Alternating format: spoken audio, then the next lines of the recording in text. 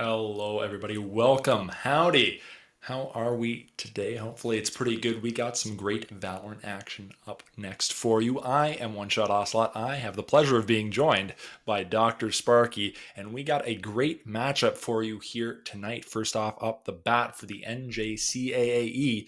This is Group 2, Week 5. We got Dallas College, Cedar Valley Suns up against Wake Technical Community College. And I'll tell you what, Dr. Sparky, I am looking forward to this one. Definitely some big points on the line for the group stages in this one. Yeah, exactly. This should be a banger of a matchup. Both of these teams so far completely undefeated in groups, but now that they're matching up against each other, right? One of them has got to take home that loss. One of them is going to keep having that undefeated title. So I'm excited to see which team it is going to end up being. So this is going to be a best of three. So we have two maps at minimum, third if we do need it. And the first map we will be heading to is Ascent. And then after that, we'll be heading over towards Bind, and if we do need it towards the end, Haven will be our decider. But Ascent for our first map here, Ocelot. How are you feeling about that one?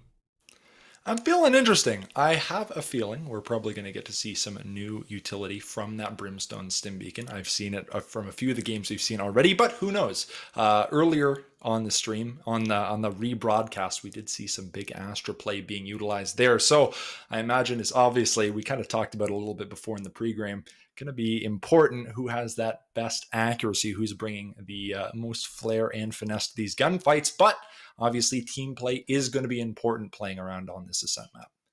Yeah, and since both of these teams have been undefeated, they've played 4 games together so far, at least in these group stages.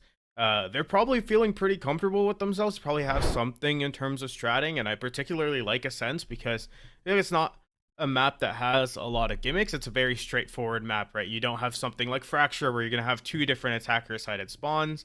It's very just attacker side, defense side. You're gonna have a big open mid, a lane to each of the sites. So it's very standard. Teams should be comfortable with it. It's a map that's been out for a very long time, so I'm excited to see how they really move themselves over the entire map, especially because, like you said, Brimstone, the meta has changed a little bit from what we've seen previously. So it should be a lot more fast paced, or at least I'm hoping for that because that's really exciting to watch. Yeah, absolutely. And you talk about comfort. This pick did come through from Wake Technical, so maybe they're feeling a little bit more confident than their opposition, Dallas Cedar College. So if that's the case, maybe that will be reflective in the agent select, which we're heading to right now. Yeah, so agent select here for Ascent. So far, say nothing over the top. I mean, we do see some hovers in terms of something like a Yor, like a Viper, which very non-standard on this map, but I'm sure they're just playing with us. They're going to go with something a little bit more standard across the board. Yeah, so far, initiators on the table. Sova, probably the most comfortable agent on this map. It's his best map just with how spammable a lot of these walls are if you do get those wall hacks available. Looks like Dallas Cedar Valley going to go for something more of a double duelist type playstyle rather than having that second initiator.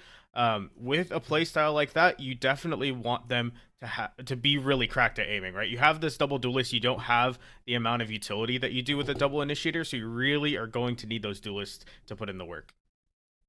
Yeah, it'll be interesting to see that, and hopefully we get to see a lot of entry frags coming in here. And that really, like you said, putting a lot of pressure on those entry frags coming in, especially on attack. Now we look to the other side. What do you make of that Sky and that Sova? How do you think that's going to be utilized here on Ascent?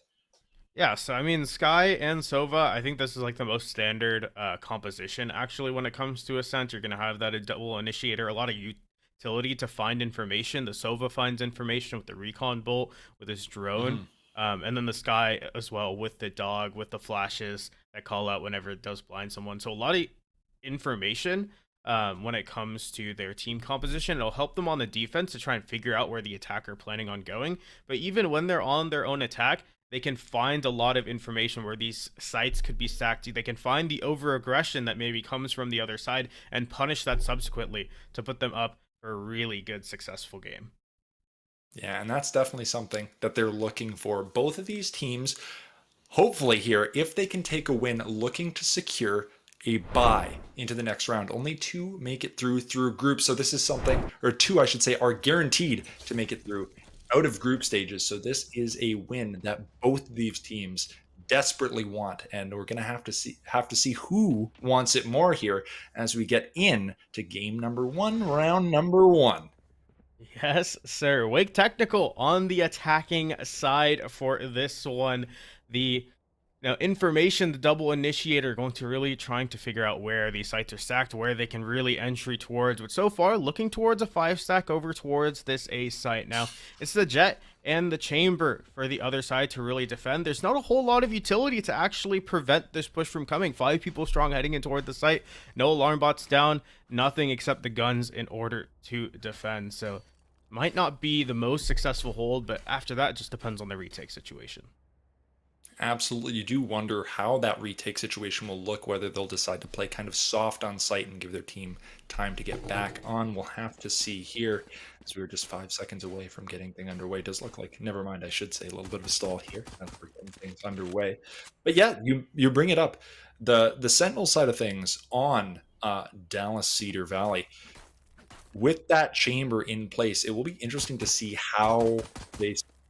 And just to clarify, we have confirmation that it is a tech pause coming in here, just solidifying a few things. But that chamber on defense here on this A push, not quite having that same utility that we often see with a Killjoy that oftentimes ends up setting at B. How do you think he's going to look to utilize the chamber here? Yeah, so this is a really interesting composition from Dallas. It's not a composition that has a lot of utility.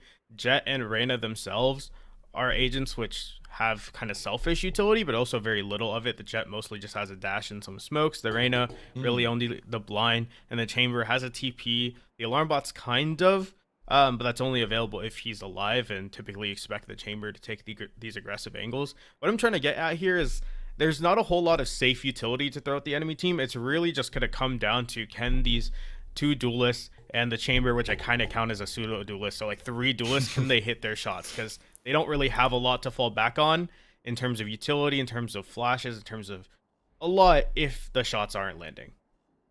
Right. And that definitely puts a lot of pressure on them, trying to be taking not completely raw gunfights, because obviously, like you said, a little bit of selfish utility for them, hoping to end up coming out on top of those gunfights. But as we kind of look, we do end up seeing that Brimstone. We'll have to see how that stim beacon comes into play on defense. I imagine we'll see it being used a fair bit.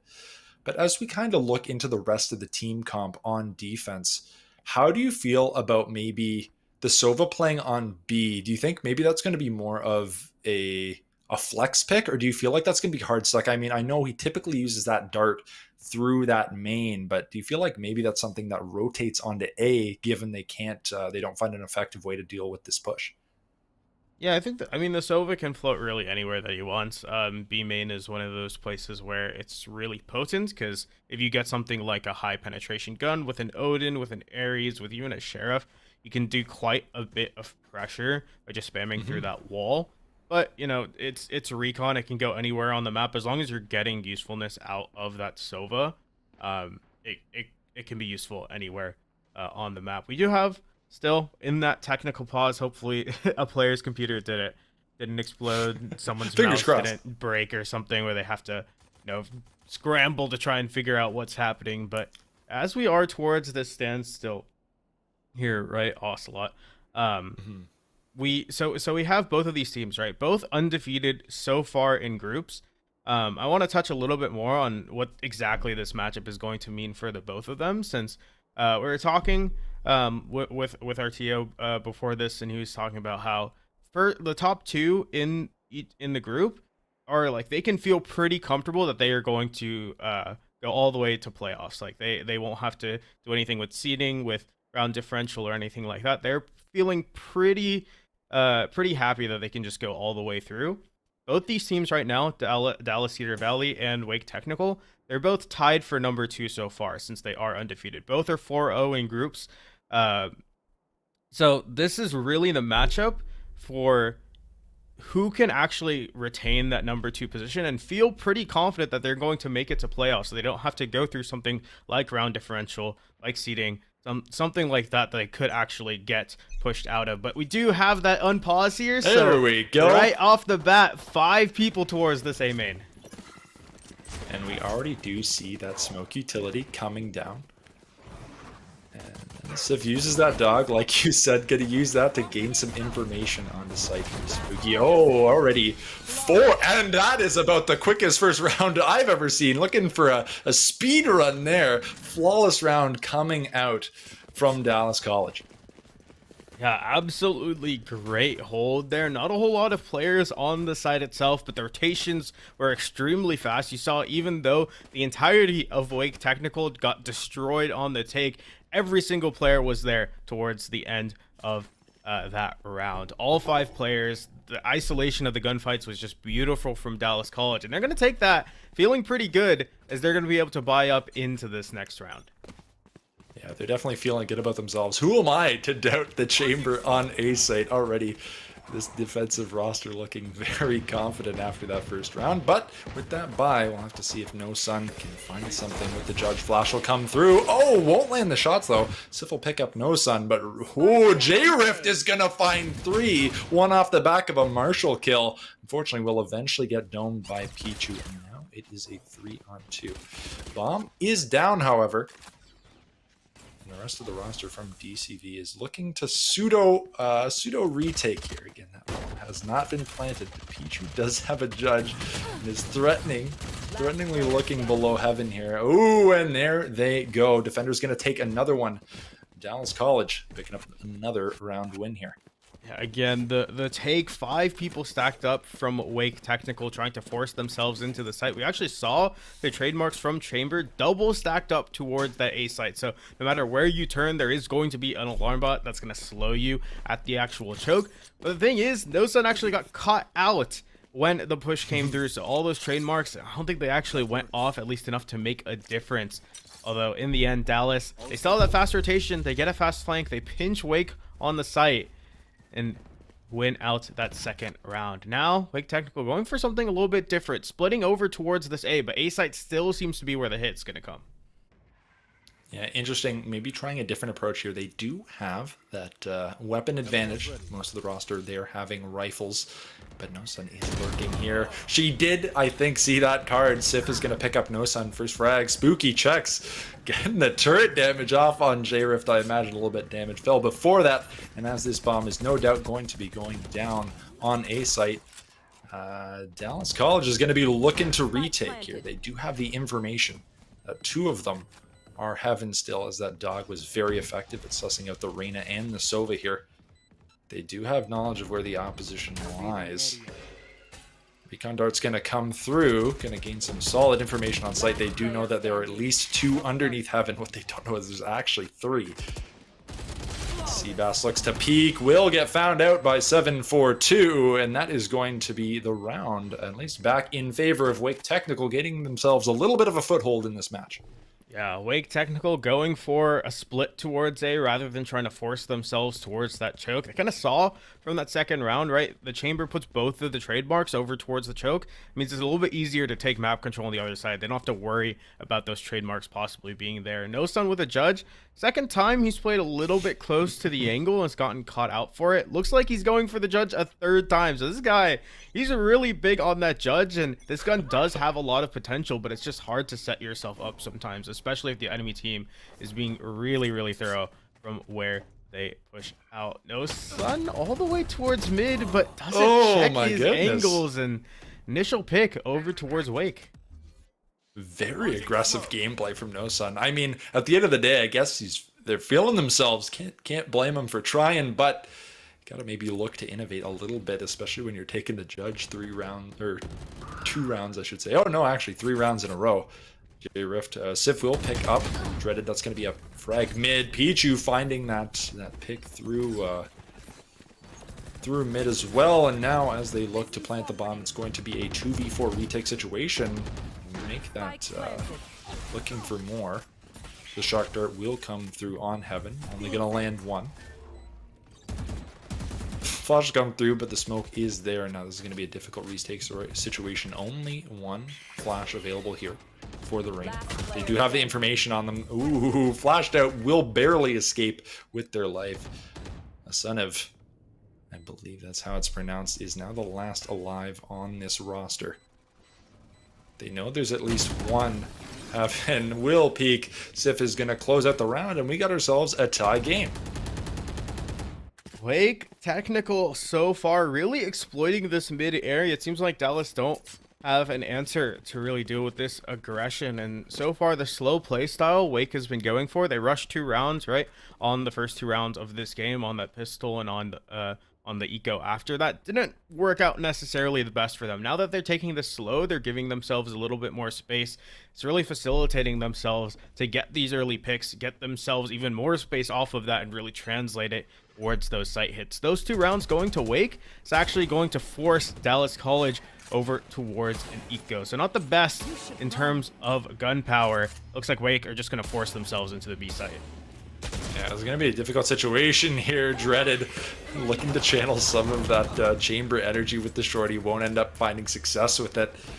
7-2-4 also finds Seabass. Double push through the smoke. The flash will follow. Reyna going to get dropped. A little bit of a missed spray conversion there. Opportunity gone. Sif finds one. Pichu also is able to pick up J-Rift, and now there is just the one. It's the chamber. He's got the Marshall.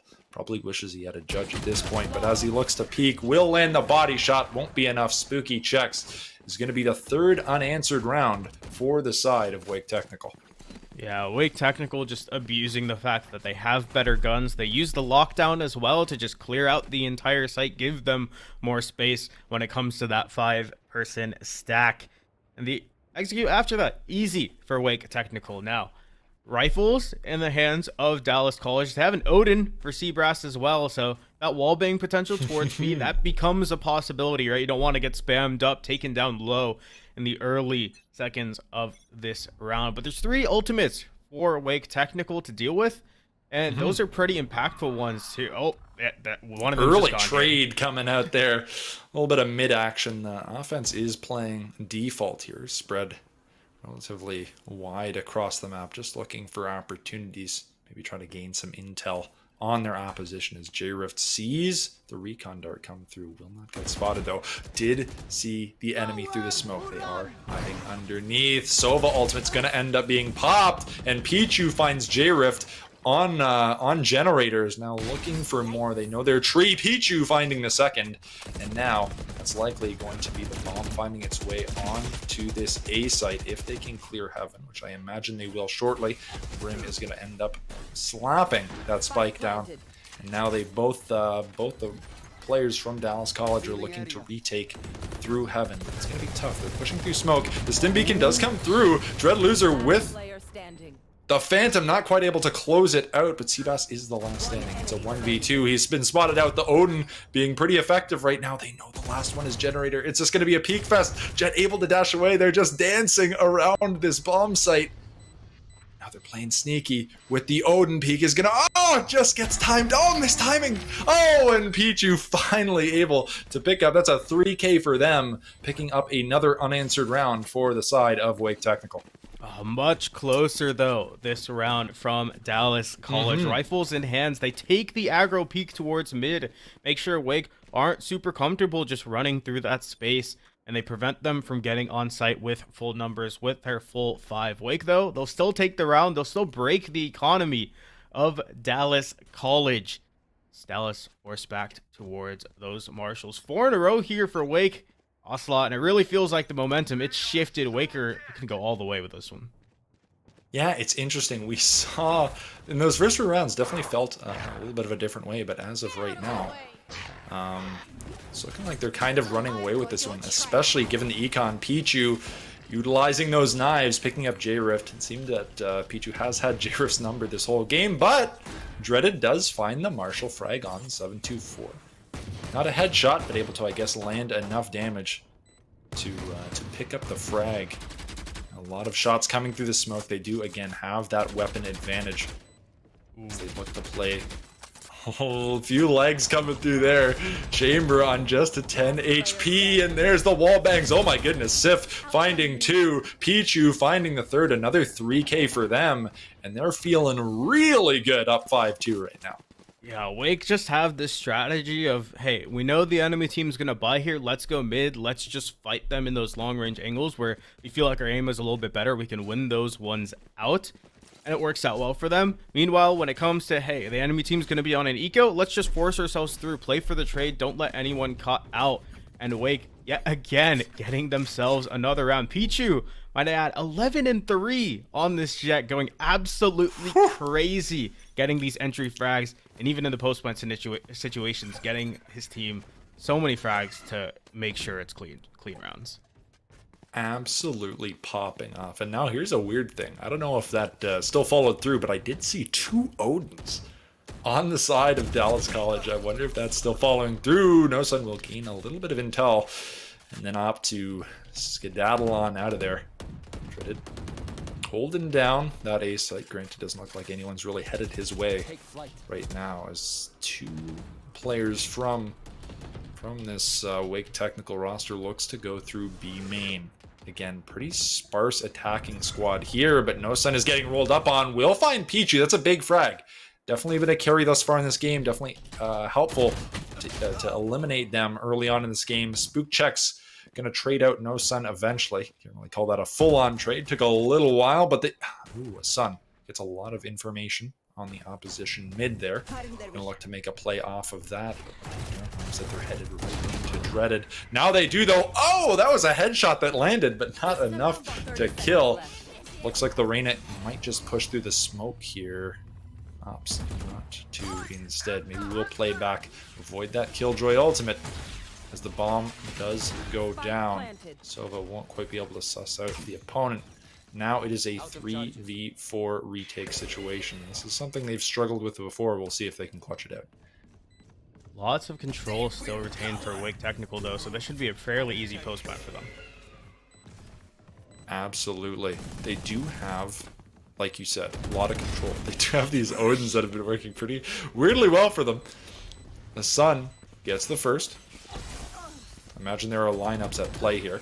Sova looks to bank. Oh, a little bit of flank coming in from Spooky Checks. 7-4-2, or 2-4 I should say, gets 1, and Spooky Checks with the 4K. Absolutely monstrous, keeping them in this game. Not even really in this game. Running away with this game, really. They're feeling real good now. Yeah, Spooky Checks with an absolutely massive flank there to just confirm, make sure that they shoot them in the back, make sure to take the unfair gunfights off of the back end, but so far, Wake Technical, man, if you let them into one of these sites, they are so proficient at holding them. Even on A, on B, it doesn't matter. They'll take the aggressive angles. They will completely lock you out of the sites in order to win these rounds. Dallas College, not necessarily everyone on rifles, but still a good amount of firepower invested into this round. Yeah, it's definitely something they don't want this game to get too far away from them. Here comes the stim beacon. Will the push come through? Doesn't look like it. The Brimstone's going to deny that with the molly. Will there be another one? We'll have to see. There's a lot of folks waiting on this site. There are 3 here. And I think they... No Sun gets 1. Will get traded out by 7-2-4. And they definitely made note of the fact that, hey, if we give them this site, they tend to be winning these rounds. That's something they're going to opt not to let happen. It's Dreaded. There's a little bit of a cheeky angle here. Woohoo! We'll find the one. Will eventually get traded out. Aries kind of coming in big there. Seabass is able to find Spooky, and now, despite the weapon disadvantage, they do have themselves a 3-on-2 situation. The bomb has gone catwalk. It's sitting A. Brimstone doesn't quite know that they're alone, but J-Rift is going to find one, and now that just leaves the Brimstone on his lonesome. Door's going to go down. Might not know that the Jet is just lurking behind. If the peek comes through, he's going to be in trouble. He's running out of time to plant. Peek comes through, finds J-Rift, but the other 2 are just right on top of him. Seabass and Asun. Molly gets used. They're going to back off. That's going to force him into a 1v1 situation here, at least for the time being. Ult comes through. Big damage. P101 coming up big. Now a 1v1 situation. Feeling himself right now. Does find the pick. That's another 4K. And oh my goodness, they're always down but not out in these rounds. Yeah, Dallas College, Dallas Cedar had a very great round there. They don't let Wake Technical get out of mid. They fight them at every single point. You even saw the flank there from the Jet, from J-Rift, in order to kind of secure it. But the 1v3 P101 plays it so beautifully, faking the tap, getting it to a 1v2, and then just using his utility off the back end to break it up into those 1v1s. That's gotta hurt if you're Dallas Cedar Valley. But either way, Wake Technical have the gun advantage heading over towards this A site. Dallas, they had the inklings of some sort of successful push. Can they do it again in this round? Yeah, it's a great question. I mean, at the end of the day, that was the Brimstone's a bottom frag, and he's just showing how well this team is working together and that everyone in reality is very capable of winning games for this team. And No Sun picks up Pichu with the Marshall. That's big for them. He's going to at least keep it equal, 4-3. I spoke too soon. 7-2-4 with the shock dart. Trades coming through here onto site. Now it is just two looking to retake. We've seen how deadly that Wake Technical can be on the retakes, and they're going to showcase that yet again, going up 8-2 in this round, or in this match, I should say. Yeah, Dallas, I mean, again, they have the beginnings of a good way to counter Wake Technical, but sometimes, you know, you don't have the gun power, you don't have enough money to buy up. It's not just going to go your way. They were able to secure the kill on that spike planner, but if the trades come through, it's just going to go the way of Wake Technical. 8 in a row so far. Absolutely crazy stuff from Wake Technical. They're looking to possibly get themselves to double digits. It's the last buy here for Dallas. It's not this round. Feels like it's not any round in this first half. Yeah, what a momentum shift. I mean, they look so clean on that first round. Kind of wild, given what we saw earlier, but the fact that they've been pulled it around, I guess that high level of proficiency with those rifles has really been the game changer here thus far. But Seabrass, oh, that Odin coming up big. You mentioned it before, the wall bangs being huge on that B site, and that's going to definitely deter that attacking roster from coming through. Instead, they're going to look through mid. It looked like No Sun did hear them coming. The peek is going to come through. Ooh, nice flick onto P101. Looking for it. Sova's going to try and get him out there. Won't quite pick up any tags, but that will get rid of his teleporter. The bomb has been dropped mid, though. That is something to keep in mind, as two of the roster from Wake Technical look to play through mid. That bomb is eventually going to need to be picked up, and No Sun has some great vision of it, but great peaks coming through on the side of Wake Technical to get it out of danger. And now they have a little bit of mid control. They're going to look to work it catwalk, but Seabass going to find one. 7-2-4 eventually getting traded out, and I'll tell you what, 8-3 setting themselves up for that dreaded 9-3 curse. Maybe not too bad for them here. Definitely not. I mean, if you're Dallas, you hope to make it 8-4 over 9-3, even if, you know, the curse is very popular. But Dallas there, really great to, again, push towards mid, make sure Wake don't get too comfortable from running through it. And if they're aggressing mid, they're usually winning those gunfights now, and able to stop that rolling momentum from Wake Technical. 1 round left in this half. Economy preserved, at least for now, for Dallas College. And they have an operator on this side. We had the chamber op last round. Well, it's a full-blown 4,700 out of the bank, but it's still going to do the same amount of damage. Lockdown pop. The rotations are already coming through from Dallas College, and there's should be enough stall that there's not really an easy way for Wake Technical to get into the site. Oh, No Sun, you called it earlier. That operator having a lot of utility, at least getting the first one. Unfortunately, will get traded out, though. I have a feeling that operator might find its way into the opposition's hands. But as that bomb does go down, we are in another retake situation that Wake Technical has been so proficient at thus far, as they look to find the wall bangs. Oh, a Sun making it work out, as Sif is also able to pick up the jet. Now they're just going to play a little bit patient. 2-on-2 here. Vision is dropped. It's just a Sun left. Going to have to battle against a lot of utility here. Does not have the flash for the peak. And as they come in from behind, they're going to close out the half 9-3.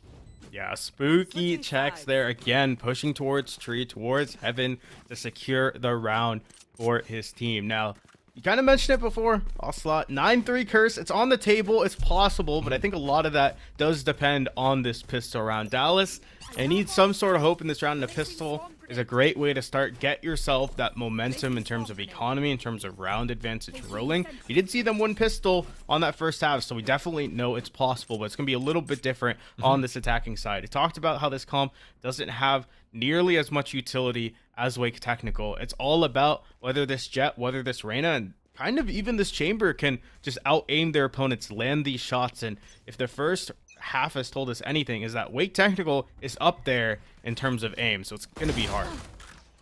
Oh my goodness. I mean, very early trade coming through there. Pichu finds Dreaded, but J-Rift is going to end up getting the trade for that. And as they look to push, we do see, and we did talk about it earlier, the investment in that double duelist. We'll have to see how it works out for them here, if they can utilize it effectively to take those gunfights with that, like you said before, that selfish utility, if it'll end up coming up big. But right now, they're just kind of playing slow through this A main, looking for a little information, trying to suss out their opposition. The Killjoy turret, they hear it. They probably don't want to peek it right now.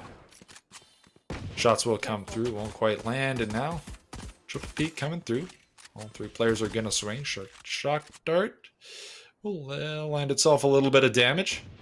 The thing to keep in mind here is No Sun, who is coming in. They do have information with that Killjoy.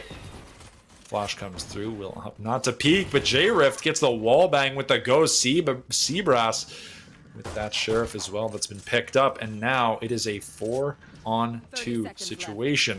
It's going to be rough for them, but this is what they needed to get back in this game. 7-2-4. Trades come through. 1v3 on the table, but he's getting shot up from pretty much every single angle. I mean, he's just locked out of this site also. There's no way back in for him. Yeah, he is in big trouble, and as his bomb runs down, I imagine he's going to try and find somebody. I don't know that he really has the resources to save, but 724 is going to find the first. Only 3 HP left. This isn't no Reyna. You can't be healing up off of frags, and the wall bang follows suit. And, hey, you said it's what was necessary. They followed through. DVC takes the pistol round and starts working toward those first steps getting back in this game. Yeah, definitely the first step. Still a huge mountain to climb, but hey, at least you're on the journey rather than sliding down the mountain. One thing I want to touch on is that Wake Technical on their defense, you saw a really big over rotation from them at the very start. They rotated everyone over, no utility on the other side. So if Dallas College can kind of read into that, they can throw some fakes in there and make it pretty hard for Wake Technical. This is a really good pickup. We'll have to see if they choose to utilize it. Now, we did see a shorty, I think, on the side of the defense here, but Dreaded with the first with that Spectre on SIF. We'll find a second on the Sova as they look to push on this site. Site is clear. Bomb is going to go down here as they look to spill out. Dreaded looking for the ace here through market. I don't know if he knows they're there. Going to continue to peek through. Knows the Jet is there. He's fishing for it. They want it real bad. Peeks comes through. Oh, they want it. Well, the team we'll see. Give it to them, though. That's the question. This could potentially be a flawless round for this roster. They're playing slowly. They're looking for the information. And as the swing comes through, No Sun is going to get the flawless for the team, but off a massive round from that Dreaded play. They're feeling good right now off of that buy-up. Yeah, actually crazy there. You saw Wake Technical. They dropped the Brimstone Molly P101. That was right at the choke. It actually sections off, I think, both of the duelists, but the entry Brimstone, Dreaded loser there, just running through a 4K to open up the entire site, win his team the round off the back. And that preserved a great amount of economy for them with that flawless. They're going to keep every single one of these guns into the next round. Early smokes here. That's going to tell them it's an A-hit coming. And they are absolutely ripping it onto site. That Killjoy turret is going to be immediately dealt with. Oh my god, the aggression here coming from No Sun. Finally that... Oh my goodness. Oh my goodness, on the other side, Pichu going to find 3 though. And holy, that was like the round we first watched at the beginning of the game. Very fast take, but an even faster response from the defenders. Yeah, Wake Technical, I mean... Man, if I was a player right now, also, I would hate to play against No Sun because it just feels like it makes no sense. You know, a chamber with the judge entering onto site was able to cross enough space to actually make the judge useful and get a pick on the guy over towards generator. But off the back end, Pichu, a nice 3k spray down at the end, will save his team that round. Save economy as well. Rifles in everyone's hands, but it's a rinse and repeat here from Dallas Cedar Valley as they head back towards this A. Yeah, we did see a lot of proficiency once we got into those rifle rounds, but Pichu gonna try and lurk back. Maybe tries to trigger discipline a little bit, but as the whole roster comes through from the Dallas College side of things, they're gonna opt to try and shoot out that flash. Won't end up working in their favor though, as now the whole team is here for this setup. They do have some lurking back in main, but the rest are there on site to play for it. 3 up on the retake side, playing from heaven as that scout dart is going to get dealt with. No Sun finding P100. Spooky checks also on A Sun. As they look to retake the site, there is just one left. That is 724, who will get dropped by No Sun. And all of a sudden, we got ourselves a Valorant game here. 10-6 the score. Yeah, Dallas Cedar Valley just rinse and repeat, head back towards that A. Wake at the start say, hey, this got rolled on A by Pichu. No way they go back there. Well, there is a way, and Dallas Cedar Valley with that way will find themselves another round. Now, 4 rounds make the differential between these two teams. Wake Technical still in a great spot in order to actually win out this game, but if Dallas Cedar Valley can actually win out on these next couple of rounds, it just becomes even at that point. That's when it gets really, really sweaty, really, really variable. You like to see it. We do see 3 defenders on this B site, and they are dug in deep. One is in Boathouse. The big question is, will they actually clear the whole site? I don't know that they have vision just yet. Well, they do have vision of the stim beacon on the brim. Shark Dart will come through, but the peaks are coming from both directions. P100 gonna get the 3K, but also off the back of Pichu's peak coming through. The clap's just too quick. Yeah, that's what I was talking about from Dallas, that the comp that they have drafted, they don't have a ton of utility to throw at the site. It's all about whether or not these duelists can hit their shots, and if they're hesitating at something like the choke with all the utility flying back at them, it's going to be hard for them to do their job. So, Wake Technical, so far, I mean, it's been rushes a lot from Dallas Cedar Valley, so it feels like if Wake Technical just guess correctly half the time, they'll be pretty sufficient at preventing these pushes. But so far, it doesn't necessarily seem that they've bet correctly. They're aggressing towards A by Wake Technical, but it's a 5-stack towards the tiles from Dallas Cedar Valley.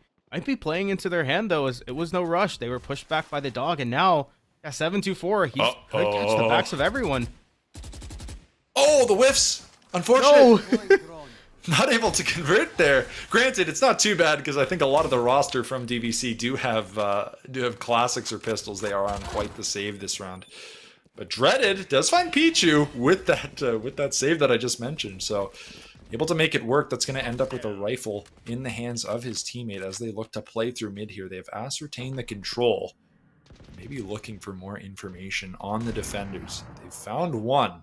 They're looking to find more. Maybe they look to rotate this through A heaven. Instead, they're looking B market.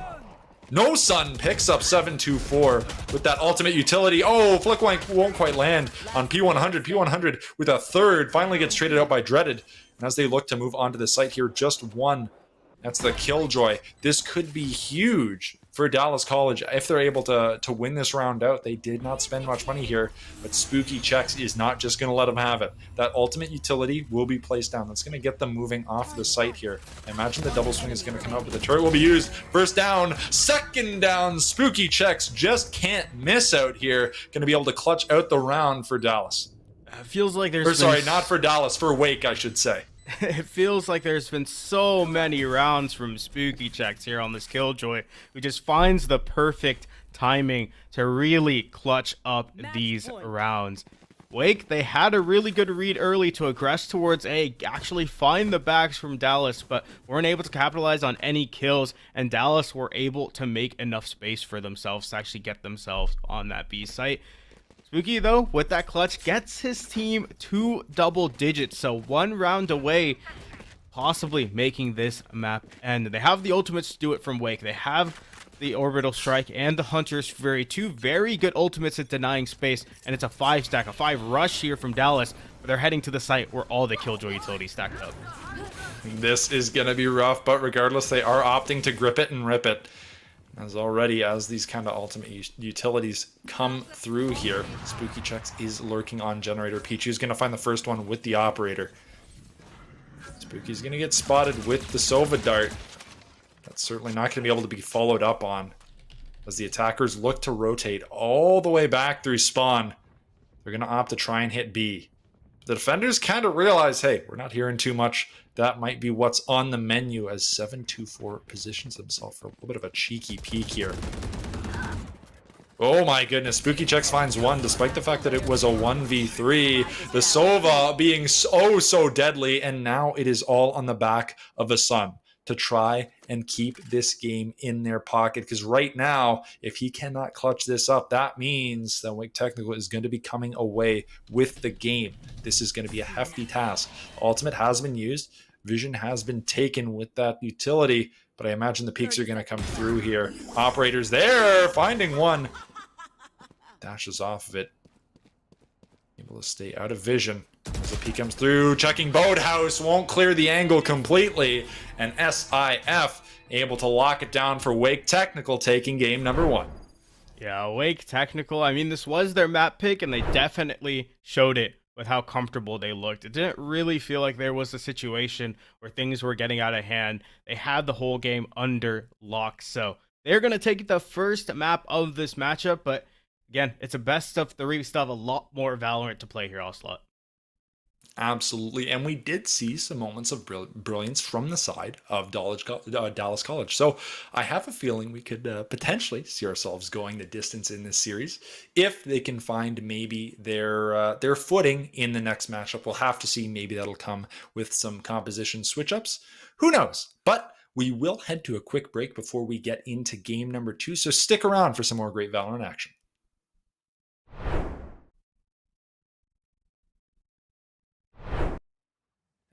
Sif uses that dog, like you said, gonna use that to gain some information on the site from Spooky. Oh, already 4, and that is about...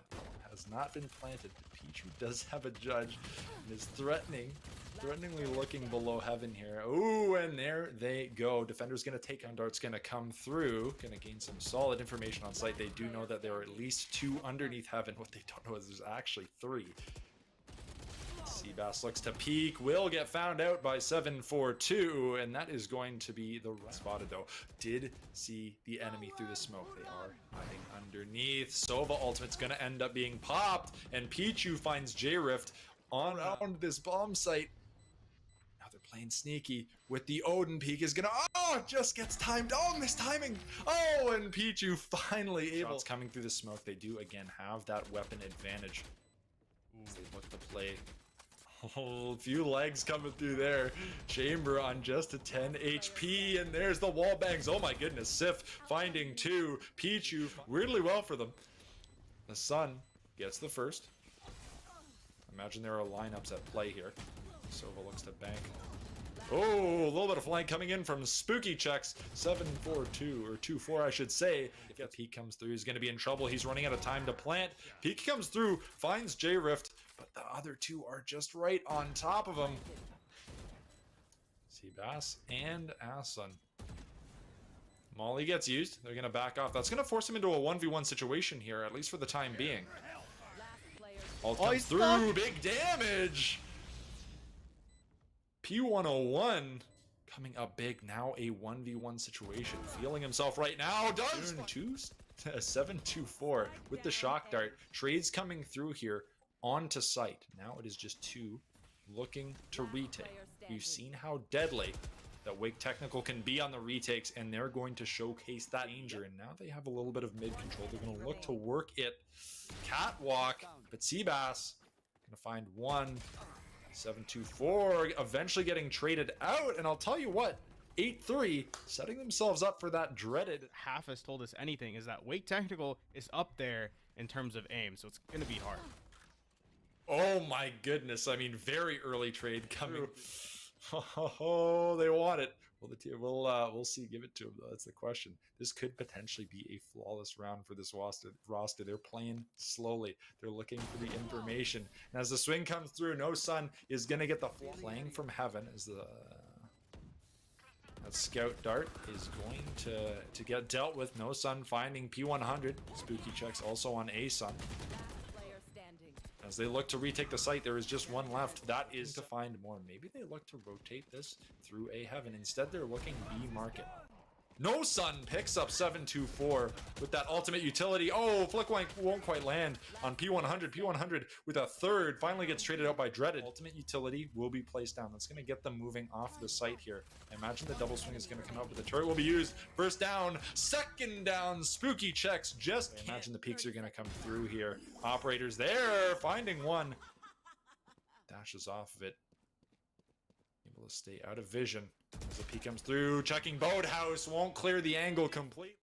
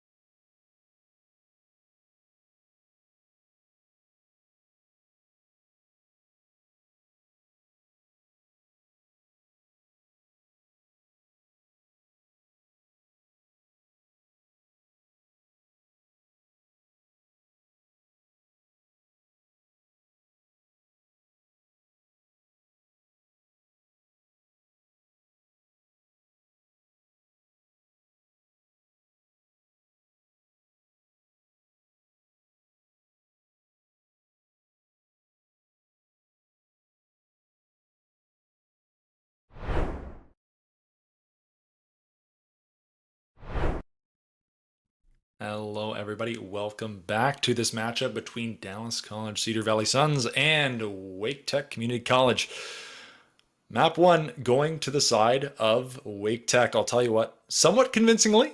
Certainly some moments of brilliance from the side of Dallas. But big question is, what does Map 2 have in store for us?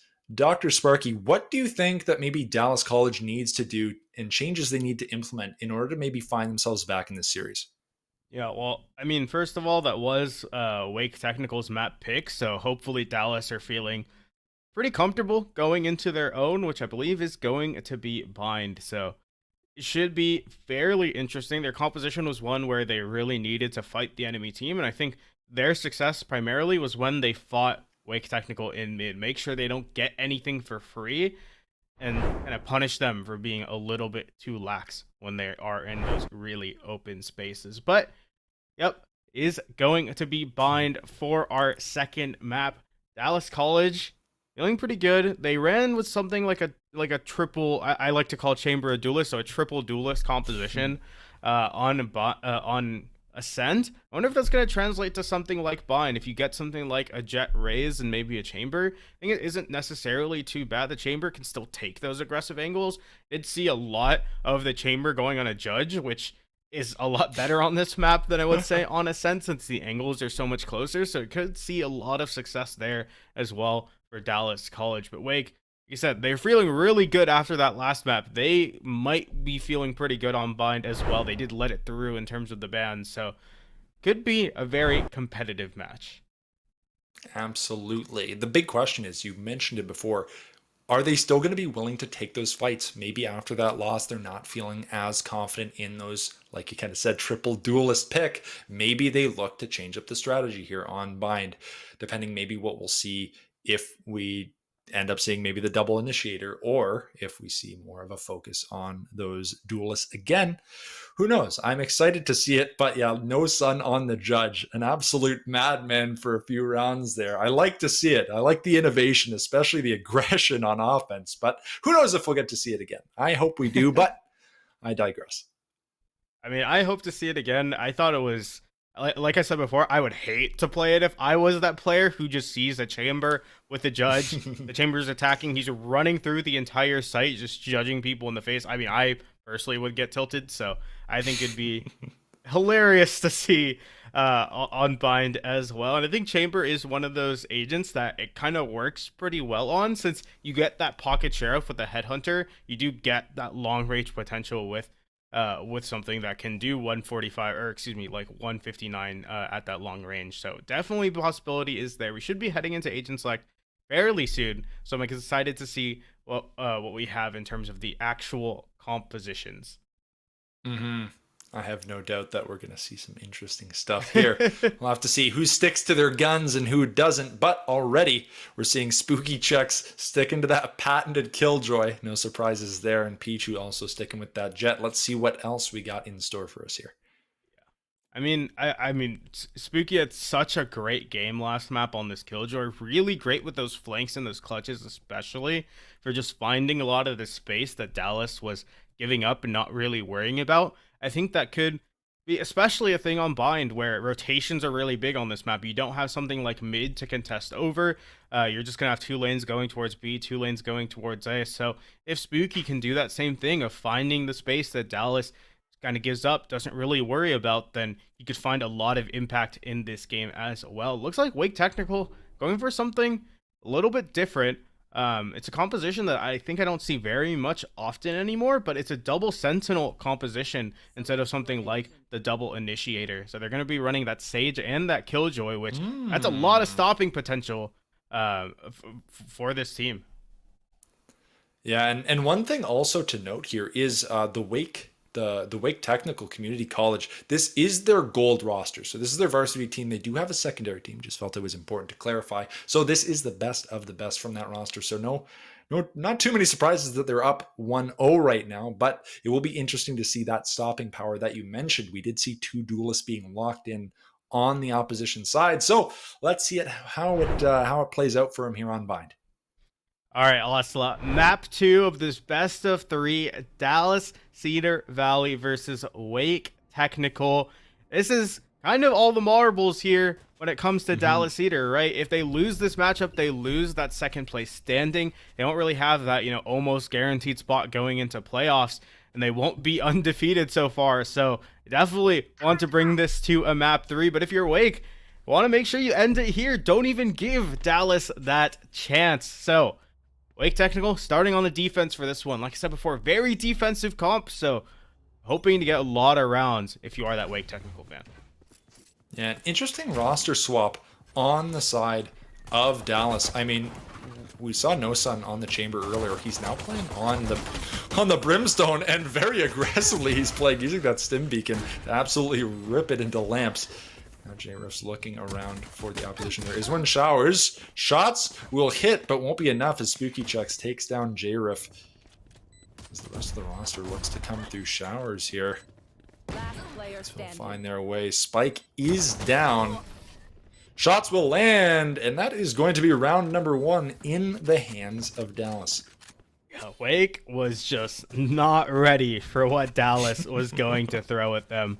Still retain that, triple duelisty comp for Dallas. So they do have that Jet, that Reyna, and that Chamber. But No Sun swapping off onto this Brimstone, full running it down with the stimmed up Frenzy. It's absolutely a crazy on Bind. Hey, if there's one thing that I want you to take away from this broadcast is that if you're playing Brimstone, buy a Frenzy, run it down on Brimstone. It's probably some of the most fun you'll have in this game.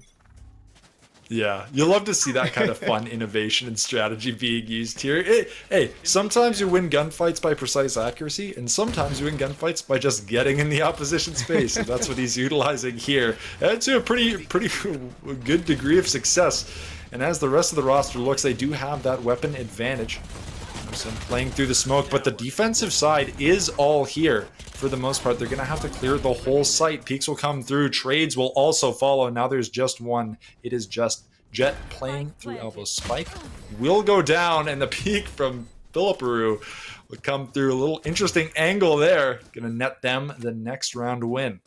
Yeah, I mean, it's just the Spectres with the stim beacon, the speed, fire rate. It's just too fast. Everyone from Wake Technical actually rotated over, so they had quite a few people on the site, but that overwhelming firepower was just way too much for Wake Technical to handle. But Wake, they have guns in their hands now. They have rifles. Again, they have the stopping potential from both of these Sentinels. This is where you really want to see the momentum stop for Dallas if you're a Wake Technical fan. Stop it here, where you can keep your economy relatively healthy. Wake, though, playing pretty far off. You actually see the Sage, who I feel like usually plays pretty far up to get that wall. He's just going to play more towards that back site. And it's a slowdown here for Dallas, as they try and find where they want to hit.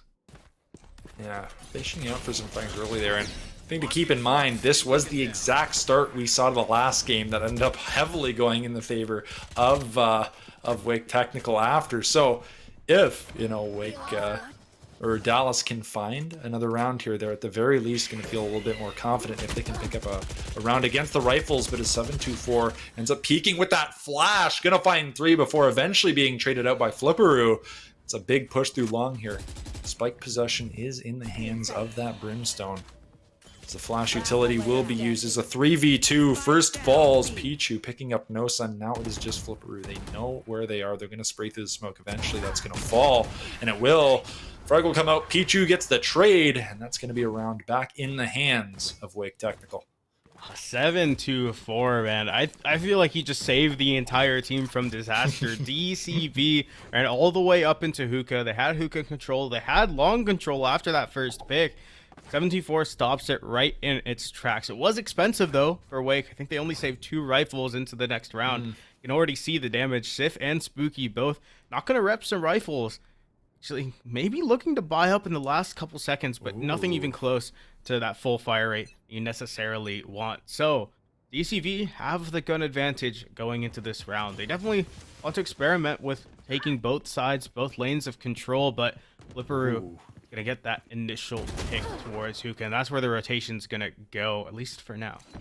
They're gonna pick up some early information. They're still looking to maybe play through A here. They picked up the first pick. Maybe that's gonna ease off a little bit of a pressure from a potential flank, but Killjoy is still lurking. Flipperoo really feeling themselves right now.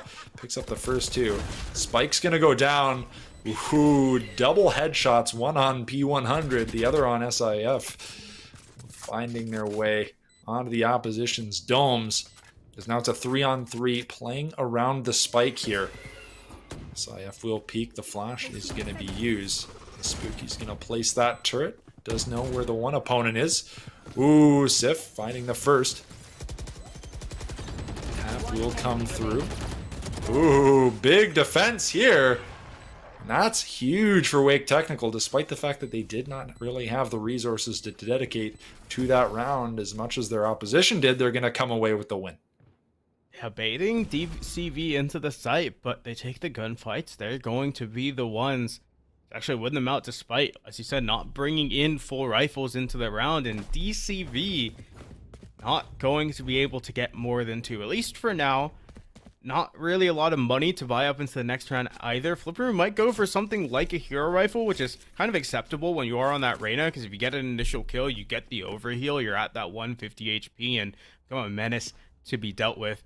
But WTG, they're going to be the ones with 4 rifles in their pockets and ultimates on the board as well. Chamber out pop for DCV makes it a lot harder for Wake Technical to actually peek into these aggressive angles, but so far, Dallas want to go over towards this B site, and a hookah trap setup is what's there for one. Oh, J-Rift has got some tough peeks looking through. Just going to get timing. 7-2-4 finds both J-Rift and Flipperoo on that peek through hookah. And now another, like you said, those ultimates being so huge, it's going to be used to pick up another with that chamber. Now a 4-on-3 situation. Defenders feeling relatively confident. The other three are up long here. Pichu will get the pick on not only the flash, but also the sky, looking for another diving through. That was very aggressive, but eventually the trade will come through. What a move there.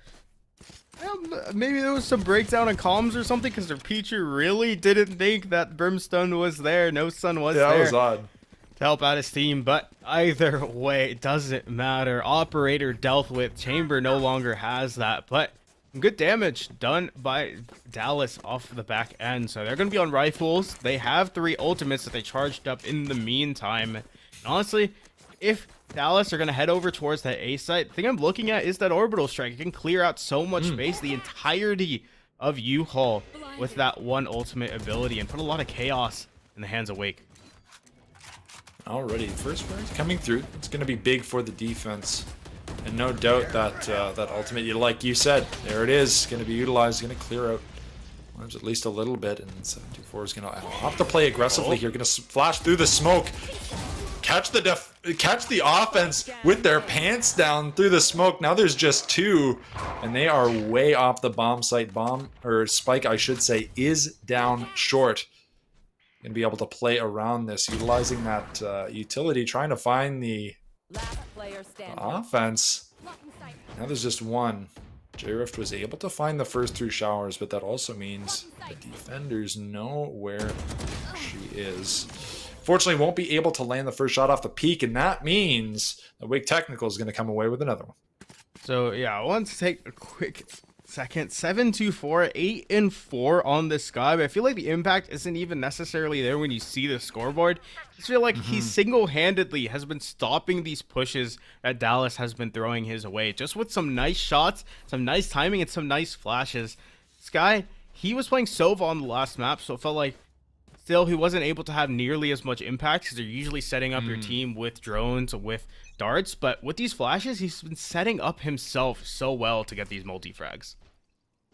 Yeah, absolutely. And it just goes to show how flexible these teams are and their abilities in terms of who can play what role and who can kind of frag out some games and who can play in supporting roles in the next ones. Is definitely a team that has a lot at their disposal in these rounds during their agent selects here.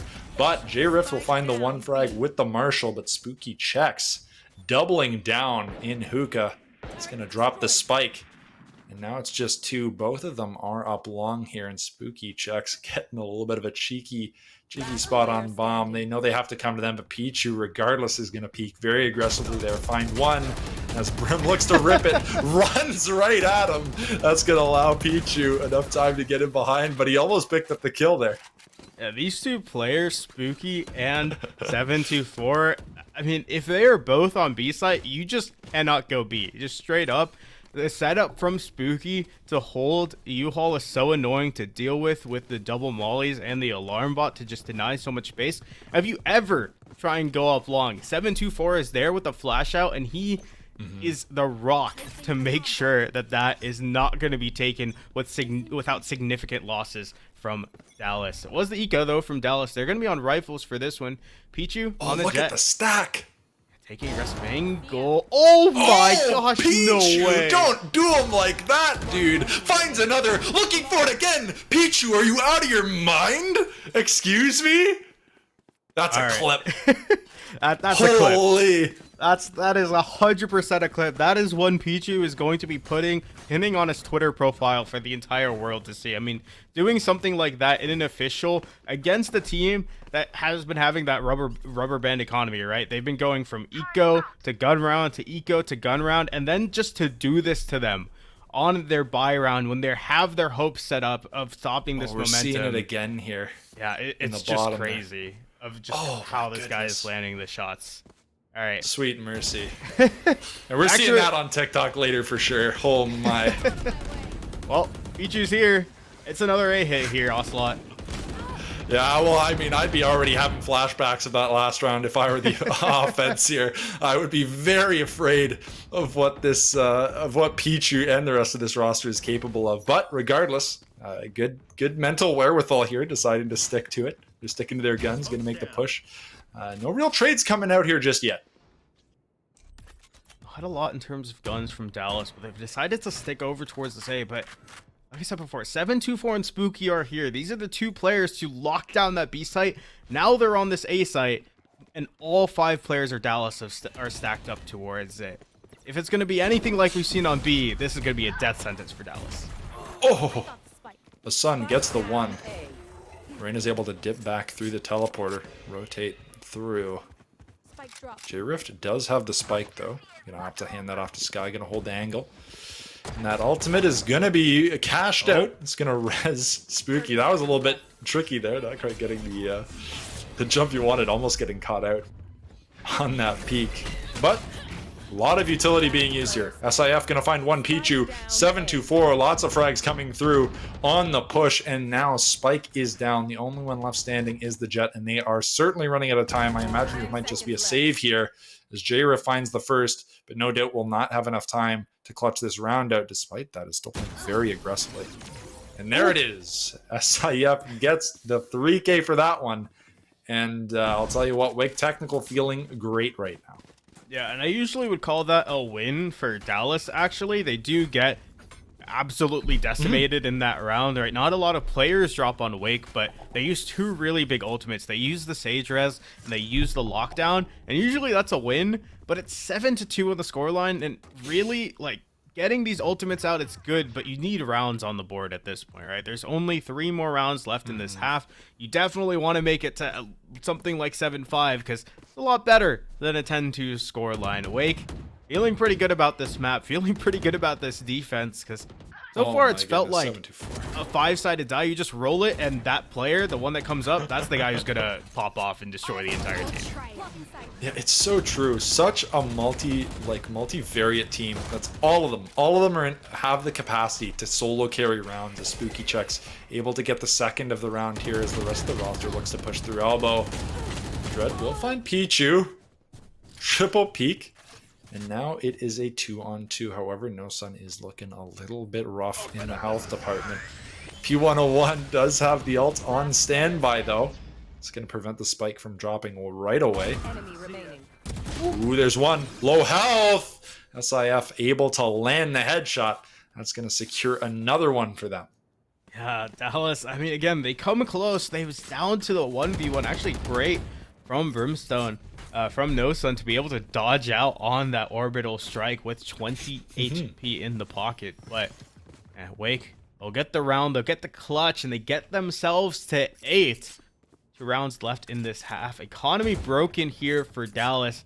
And they've tried, feels like everything when it comes to this map, right? They've gone A a couple times. They've gone B either time. It's just these cracked aimers from Wake and this utility from the Killjoy and from the Sage that's so hard to fight their way through. Back towards something slow, at least for now. Tour de Force popped over towards Long. When you hear that sound cue out in the open, it does get a little bit scarier to peek these aggressive angles, but with the confidence that Wake have. I mean, look at short. I mean, yeah, this Jet is pushed up all the way into the corner. Goodness. And I don't think they're going to check She has it. no idea. She has no idea. Oh, no, Pichu. Don't do it to him again, dude. Holding the angles. They know the chamber is there. Shots won't quite land. A few are, though. Unfortunately, not going to be enough to kill. But eventually Spooky's going to find one. It's coming through. Shot lands. The Sun able to pick up 2 with that ultimate utility. Now it is a 3-on-2. However, the team is collapsing. They need to pick up bomb here. Uphill battle. Guardian in pocket. P101 with the Odin holding it down in smoke. It's just a matter of when they decide to peek, and there it is, 274. Look at the spray down. Oh, they're just hosing it. Oh my goodness. Flipperoo has absolutely no chance against the mincemeat cannon that is the Odin in that market push. Odin has 100 bullets in the magazine. Well, P101, he's going to use every single one of those to make sure that he's able to track Flipperoo through the gymnastics that Reina is doing. Wake, man, Pichu, that's the confidence right there from Wake, right? They're pushing into these aggressive angles. They're disrespecting Dallas at every single point, and Dallas so far have not been ready for it. 9-3 curse, still possible on the table. Rifles and hands for Dallas as well. Looks like they're opting to go for something fast. It's only Spooky here to defend. Oh, J-Riff though, that's big, and the site is relatively clear except for the telly. And that is huge for the chamber. He did have Spike there. If he were to get dropped, they would have, whole team would have had to backtrack there. Big pickup. Now it's a 5-on-3. This is probably the round they needed as they look to play through elbow here. But we know the clutch capacity that this Wake technical roster has at their disposal as 724 finds one. So does the Sage onto site. P100 finds one, finds two, and now it's just one. Oh my goodness, this squad is unstoppable. 3 versus 5 retake there, Ocelot, but they break up the 1v1s. They win the 1v1 fights. They're the ones to tap the heads in Awake. They're the ones to get to double digits in the first half of this game. 10-2, 3 rounds away, and Wake, they're going to keep their second place standing. They are going to keep their undefeated title. They're going to be that much closer to getting themselves to playoffs. Dallas, not down and out so far. Right? I've seen 10-2 comebacks. I've seen 12-0 comebacks. So any game is winnable when it comes to my own opinion, but it's getting harder by the minute. Yeah, and a loss like that in the previous round really takes the wind out of your sails. It felt so clean getting onto site. They had all the cards stacked in their favor, and they just couldn't close it out. Now, heading into Pistol, you need to win this. Otherwise, you're going to be stuck in a situation where the opposition is going to have better weapons next round. And that's definitely not a place you want to be, as Flipper's going to take the first pick. But Pichu just playing so fast, already outpacing the opposition. And now the firefights will come in. However, will end up going in favor. I shouldn't say that now. It's a 3v3. Spike is still mid, though. Has the opportunity to play back. The Sky is looking through a short here. It's just the Jet that is left alone. If they can take this gunfight, no doubt the Spike will likely follow. Shots are going to land. Quite be able to kill, though. Smokes fall, and now the rest of the roster of Dallas is going to rotate onto site. But again, they need to take this here. Spike goes down. Retake scenario. Molly will be used. Sky is holding this pretty aggressively, though. Trade. Definitely wish they could have come away with more there. Oh, ooh. SIF taps the one, and now it's a 2-on-1. P100 is right there and is absolutely going to lock that down, and now they are just 2 away from closing this out. Yeah, that team play there from Wake really shows in those in the places where the player disadvantage is there. 2 versus 3, but a good setup from Sif to get the initial shot through the wall, the high penetration Sheriff, and then the bait and switch over on that last kill, for Sif to take the first contact, and then for P101 to peek off of him. So great team play to get themselves to 11-2. Yeah, you're definitely going to see that Dallas force up towards these Marshals, towards these SMGs as they head over towards the A site from Wake, and it's already not looking good. Pichu just so lethal, opting to straight up buy the rifle into the second round, and honestly, with the way they've been playing, I cannot blame them. Peek is going to come through, however, will get absolutely donked by J-Riff with the Marshal. Trade's going to follow through. Now it's a 2-on-2, though. Make that a 2-on-1. Last is up in heaven. A lot of util they have to play through. Spike is down. Flipper looking for information. Fortunately, taking a while. Getting chunked by that, getting dueled out by the Killjoy turret there. Not something you'd probably want to be happening. And there it is. SIF gets the 3K on that round, and now we are just 1 away from a Wake technical victory. Yeah, and that's the thing about a force up. It's so risky, but when the round differential is just that huge, you kind of have to do it. Dallas not able to win up on their force, but it's match point for Wake. You kind of just have to keep buying at this point. You can't really ever save, because 1 round is all it takes for Wake to take the entire best of 3 at this point. Double Bucky here from No Sun and Dreaded Loser. I know No Sun is a big shotgun player, as we saw from the last map, and had a decent amount of success with it. Thing with a Bucky, though, it just depends on if you can corner check, and so far Wake have shown that they're pretty proficient at corner checking and making sure that they cover everything, cross their T's, dot their I's, and leave no stone unturned. Yeah, also something not to forget about there. You love your Wake Tech, but you did just kind of like forget the bomb there for the first 20 seconds of the game. But that's okay. Honestly, they have the confidence. They're just playing team deathmatch at this point. And frankly, I don't blame them. Already, Jet is on to site, dueling it out B with Reyna. However, Guardian going to be able to pick up one. Ares gets dropped. Flipperoo finding two. And now we got ourselves an interesting situation. J-Rift with the Guardian again. Another. Feeling good right now, but again, I can never say they're out yet because just the way this roster plays, it's never over. So as this spike will get planted on A, bewilderingly, the whole roster of Dallas is on B site. So they're going to have to need to play for retake here. However, they definitely have the numbers advantage as some look to come from spawn. In fact, everyone except the Jet and the Sky. We're going to be playing through short. Looking to ascertain. They're playing very quick here. Definitely looking to outpace the opponents. Spooky, first shot on. Second shot. Oh, Spooky almost does it to him. And now it's a 3v2. One. Oh my god, SIF! Guys! Oh my. Wake technical. You can't keep doing this, man. I'm too young. I'm getting gray hairs just watching you guys with another clutched up round. That's going to give Wake technical the dub, and frankly, a well-deserved one. 2 versus 5 in that last round, but it's the 2 Sentinels with their full utility kits and some cracked aim to back it up.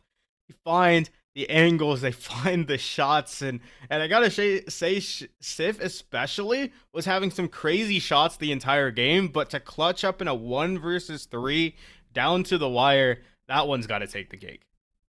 Yeah, so clean, and that was huge. And we saw so many plays like that, so many highlight reel moments in that game from the roster of Wake Technical that honestly, it's hard to say there was a true absolute player of the game that I can say, oh, this player absolutely carried. But because we saw so many different players from that rosters in moments where they needed to clutch up, and they delivered almost every time. So at the end of the day, massive props to Wake Technical. The whole roster played an amazing game. Yeah, it was crazy. Wake Technical, they're going to retain their status as second place for now. They are still going to have the title of undefeated so far, and they inch themselves that much closer to playoffs. So congratulations to Wake Technical. Dallas, they're not down and out just yet. We saw some very good looks from them today, and still definitely could have a fighting chance. It's all that just comes down to the games after this. Yeah, without a doubt, and we're definitely looking forward to see what both of these rosters have in store for us. Now, we're not done quite yet. We might have an interview here for you shortly from one of the players from Wake Technical. Not quite sure. I kind of said before, don't know who it'll be. I imagine it'll be somebody who's clutched up in the past game, but really, that could be anybody. So I'm excited to see who we got on deck for that. But stick around for an interview shortly after this, and we'll see you soon.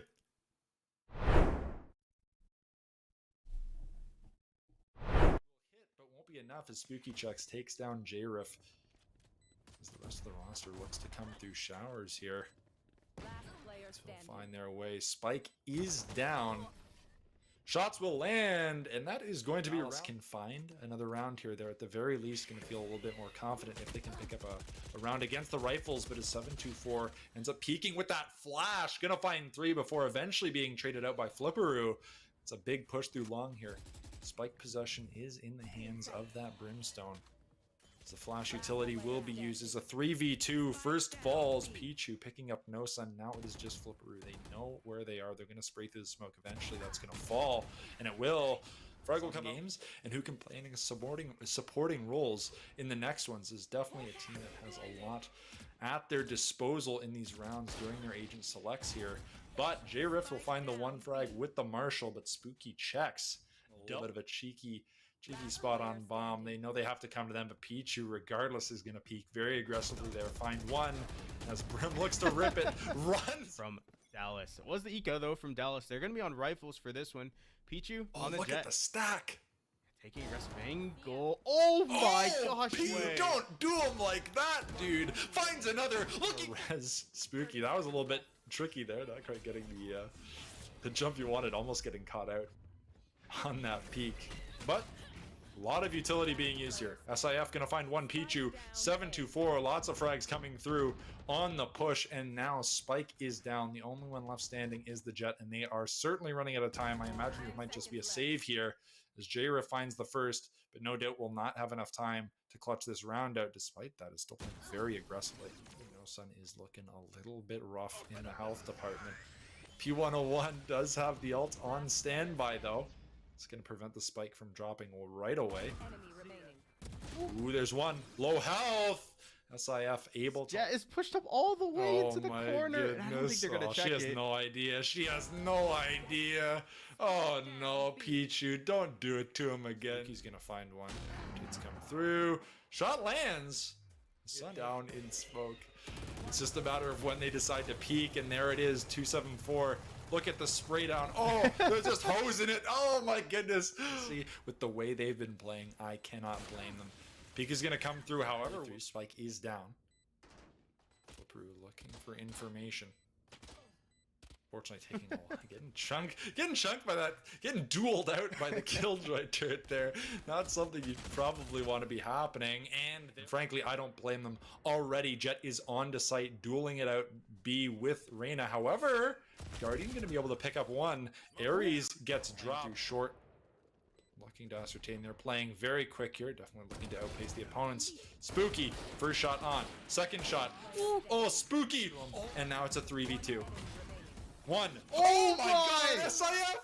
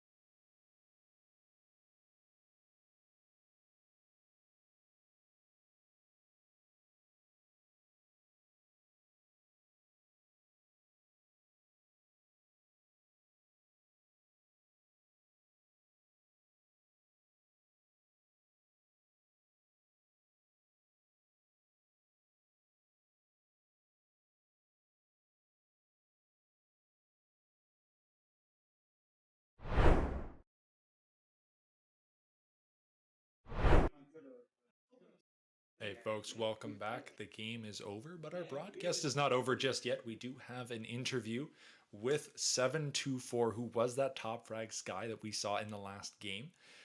Obviously, from the side of Wake Technical. This is Arsh, also known as 725, I believe, or 724, I should clarify. And we're looking forward to speaking with him and talking about maybe what went on in that matchup, really, that was so dominant from the side of Wake Technical.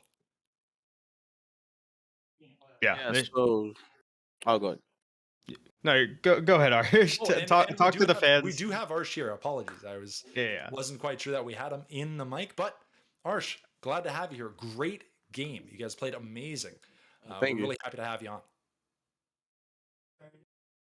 And with that said, that's Sky. so pivotal. You guys switched from the double initiator into, you decided to pick that Sage. You swapped onto Sky, and you really were a force to be reckoned with, especially on defense. The offense just couldn't find a way onto site. You were always seemed to be there flashing, getting sometimes even 3 picks off of those flashes. Can you maybe walk me through why you decided to switch on to Sky, or maybe why you switched off of Sova on map number 2?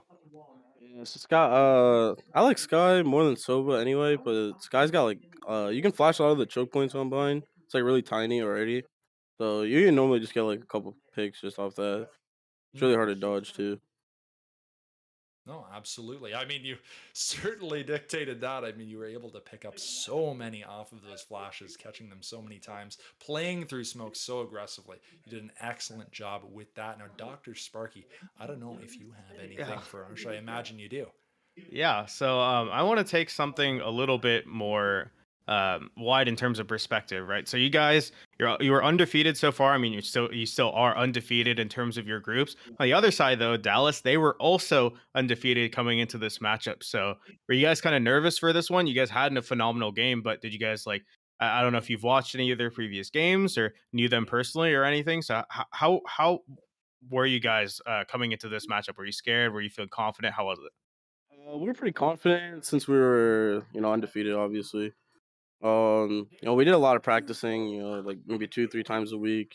We work together as a team. Like we're all pretty good friends, so we try our best. Great. That's great. Love to hear it. You guys had an absolutely phenomenal game, mo- looking pretty good in order to go to playoffs. So, also, we have any more questions for Arsh? Not really any questions, just again major props. Be sure to pass it on to you and the rest of your team, because you guys played amazing and so many amazing clutch moments from your whole roster. So definitely give the whole team our props, because you guys played amazing. Yeah, thank you. I will. Absolutely. All right, Arsh, thanks so much for joining us. And I do believe that that is it, at least for us. From now, we're going to be heading into presumably another Valorant game shortly here. But for now, I'm One Shot Ocelot on all platforms. Dr. Sparky, where can we find you? Yeah, Dr. Sparky on Twitter as well. It's an underscore after my name, so you should put that one in. Oh, it gets a little bit confusing. But yeah, thank you so much, everyone, for joining us for this broadcast. Congrats again to Wake Technical for winning out on today's matchup. Get some rest, guys. We'll see you guys in the next one.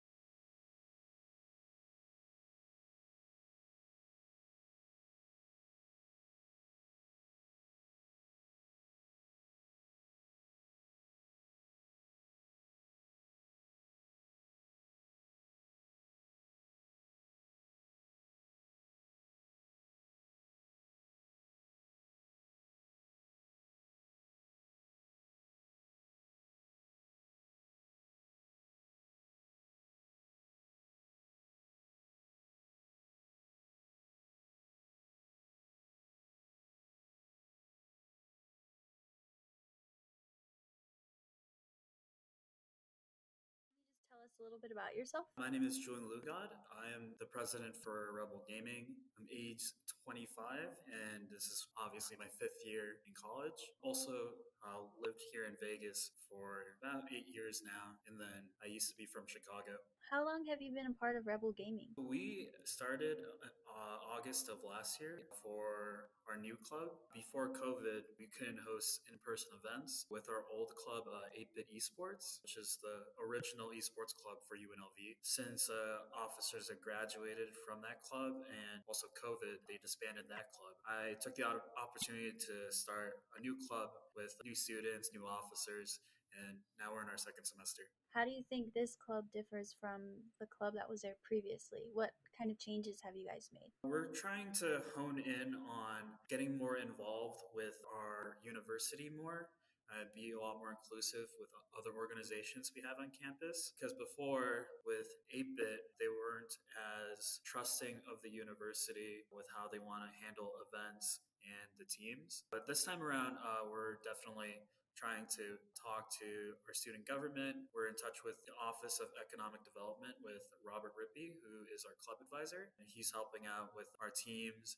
and making sure everything is done correctly and also supervising the club as well. That's awesome. It sounds like you guys have a pretty good foundation set for your club. How many people would you say are on your team? For the Overwatch team in particular, we have 8 players, I believe, including me. Might have to double check. It's 8 to 10 players. It's hard to keep track of so many teams, but it should be 8 to 10 players. They're all super nice to one another. It was definitely a fresh breath of air compared to our last teams. We won a lot of competitions, but you need to have the right mentality set in place for these players because some of them didn't want to practice, especially for Overwatch. Overwatch is it's heavy on the mentality for sure. It is an old game. It's hard to grind out the game every now and then because it's definitely not as popular as the games like Valorant, League of Legends. So I know you mentioned Overwatch. Is that the main game that your team plays, or do you guys play other games, or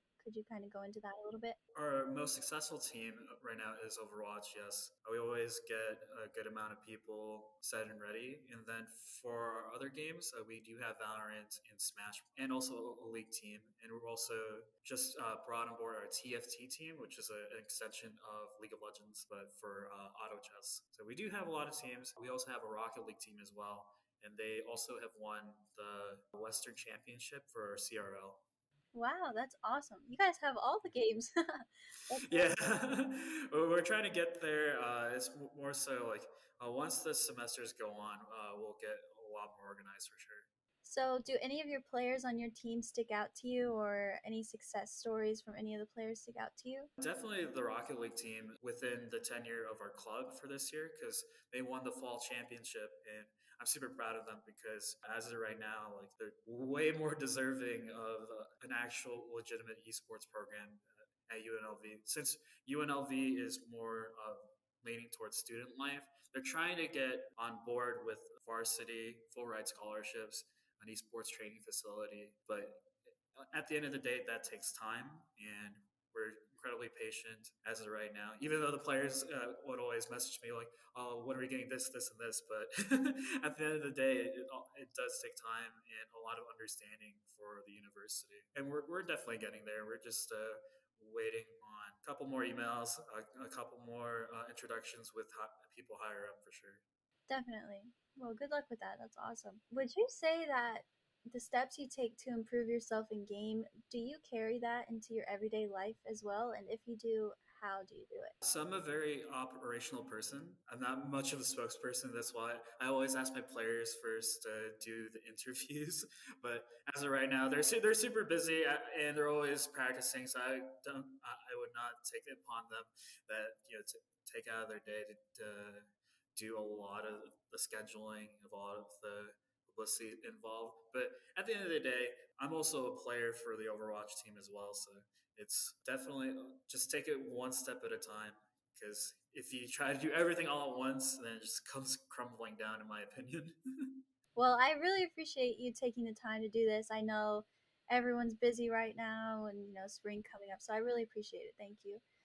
Do you mind telling me a little bit about your experience or your team's experience with the CECC that you guys just participated in? This is actually like one of the, if not the most surprising like tournament events all year, because one of the admins just reached out to me one day and they were like, we're looking to find more Overwatch teams for this tournament. Are you guys interested? And so a little bit of backstory. There's a bit of a Discord hack going around, and I thought it was like a spam email to get people like some money laundering scheme, but it wasn't that. Thankfully it wasn't that, and I was able to get my players on board.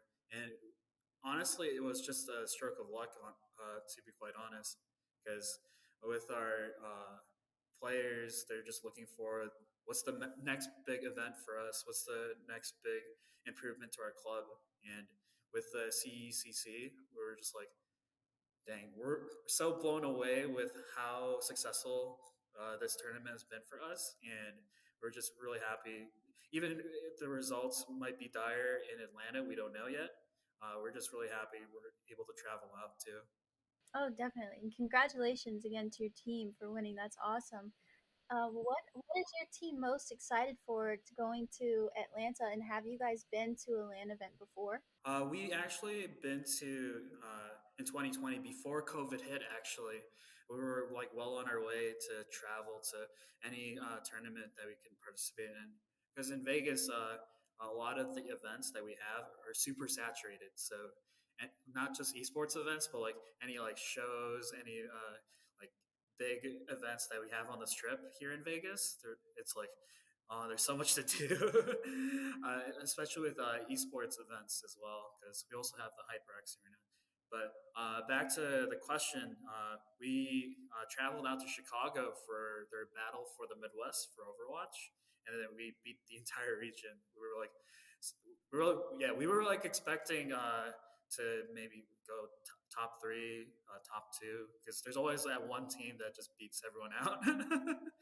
But we were really happy that we were the team that beat everyone there, even though it was pretty much fun for everyone because it was their first LAN. And like, I was nervous because I was like, hopefully we win out because that means we will get a net positive for the teams representing us.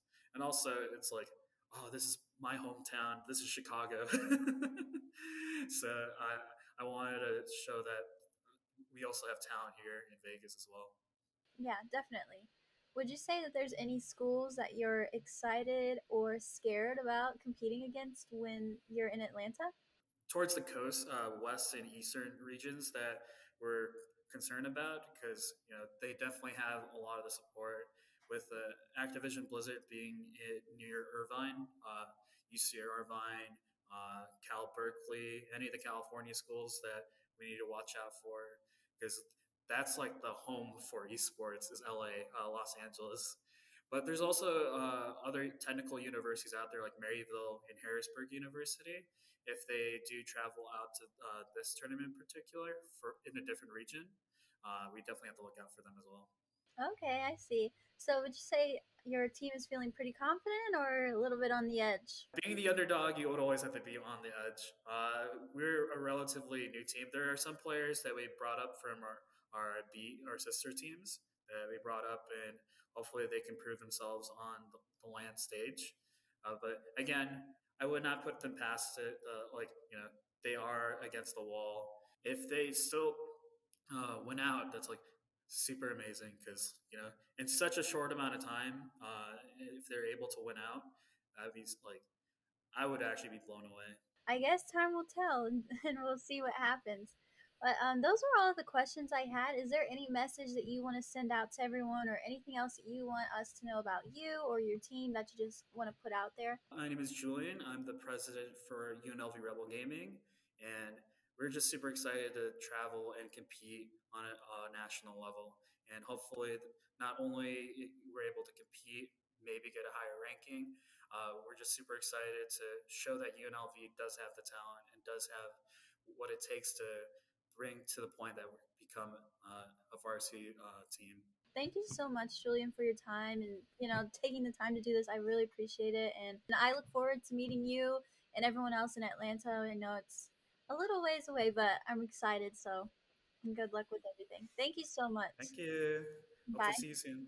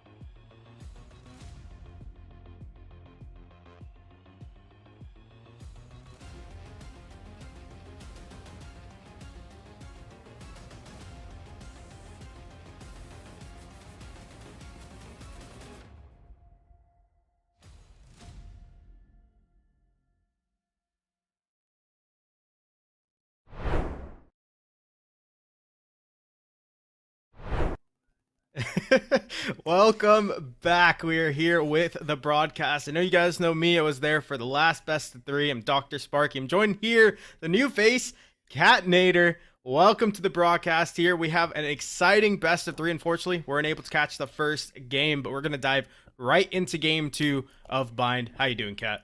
Oh, I'm so good, Sparky. It's a holiday, brother.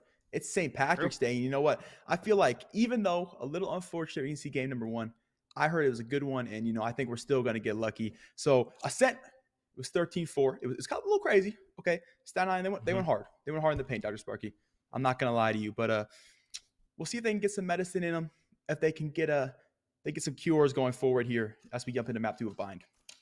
All right. Well, as you said, St. Patrick's Day. We are in Bind, so hoping for some Viper. I know she got nerfed in the most recent patch. I doubt we're going to see it, but, she's still pretty good, in my opinion, on what you can do. But agents being locked in doesn't look like that, unfortunately, Cat. We do see a little bit of grid on Sky. At least Cole's going to pick that one up. Very standard comp, I would say, for Staten Island. Just going to have the Brimstone for the smokes. A lot of potential when it does come to those operators for the Jet and the Chamber. And for the other side, Neon here, Catnator locked in. Yeah, this Farmingdale squad are getting pinched. Because one, Dr. Sparky, they've got no green. And they ain't got no Sentinel, man. Like, walk me through the comp early, Sparky. Well, hey, look, it's Bind. We've had comps that don't have Sentinels, right? Astra Viper was the meta on this map for basically forever, what feels like an entire lifetime. But those are controllers, and we're kind of missing those too. Yeah, we are missing double controller. Actually, oh wait, you're right. No controller. Yeah, walk me through the composition, Sparky, and tell me what you see, man. All right. Yeah, I'll tell you what I see. I see double duelist with the Jet and the Ray. Excuse me, triple. Man, I'm so confused by this composition. I can't even think straight. All right, triple duelist, double initiator. This is a full-on attack when it comes to this Farmingdale squad. So this, I am looking for some sheer aggression on this defensive side, because if you're just sitting back, it's not going to work out well for you. Yeah, exactly. And we'll keep that nice early to hard. Already up to A short. It's going to be Lemon Boy. And, well, they haven't made the contacts. Is going to go over to the B split coming through already by Staten Island. And, I feel for bad for Pyro. Maybe not. Just one right click, and Bread's got the quick trade backwards. So that's the B side wide open for CSI. Mango's taking a trade back in the meantime, as they've snuck their way up A short now to the backside of Hookah. Reyna's going to find Menace at the back of the side, and I got the spike. Spike now recovered. Spike dash to side, and that's plant going to go down in the tube. Feels like sides have switched here. Everyone trying to defend on the site itself. Spike still hasn't gone down here yet, Cat. Sneak forward to the back side of the box. That drop going to be heard. That's one way to fall. Reyna has the frag, and Cole takes second from the back of the site. So nice cleanup from Reyna and Coles, and CSI, they're up first here, 1-0 on the pistol. Yeah, exactly what you wanted to see from FSC in terms of that aggression. They pushed really far up, literally got the flank, and I think the span of 10 seconds is absolutely crazy for me, but either way, works out to try and get the backstab. But CSI, they go fast as well over towards Hookah. They get themselves some space.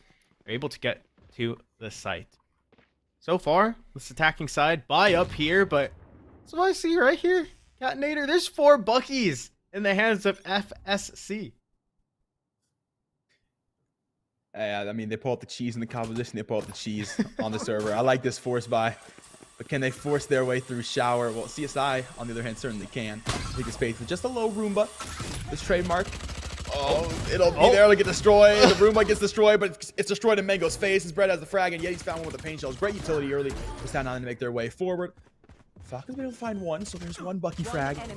But not enough to make it worth it. Spread's going to have the trade, and Pyro trying to retake the classic here. A little 360 on the drone. Okay, trying to join FaZe Clan, but I'm sure it's frags you're looking for, and well, if frags is what you're looking for, you're looking to Yeti for that. 2-0 for CSI.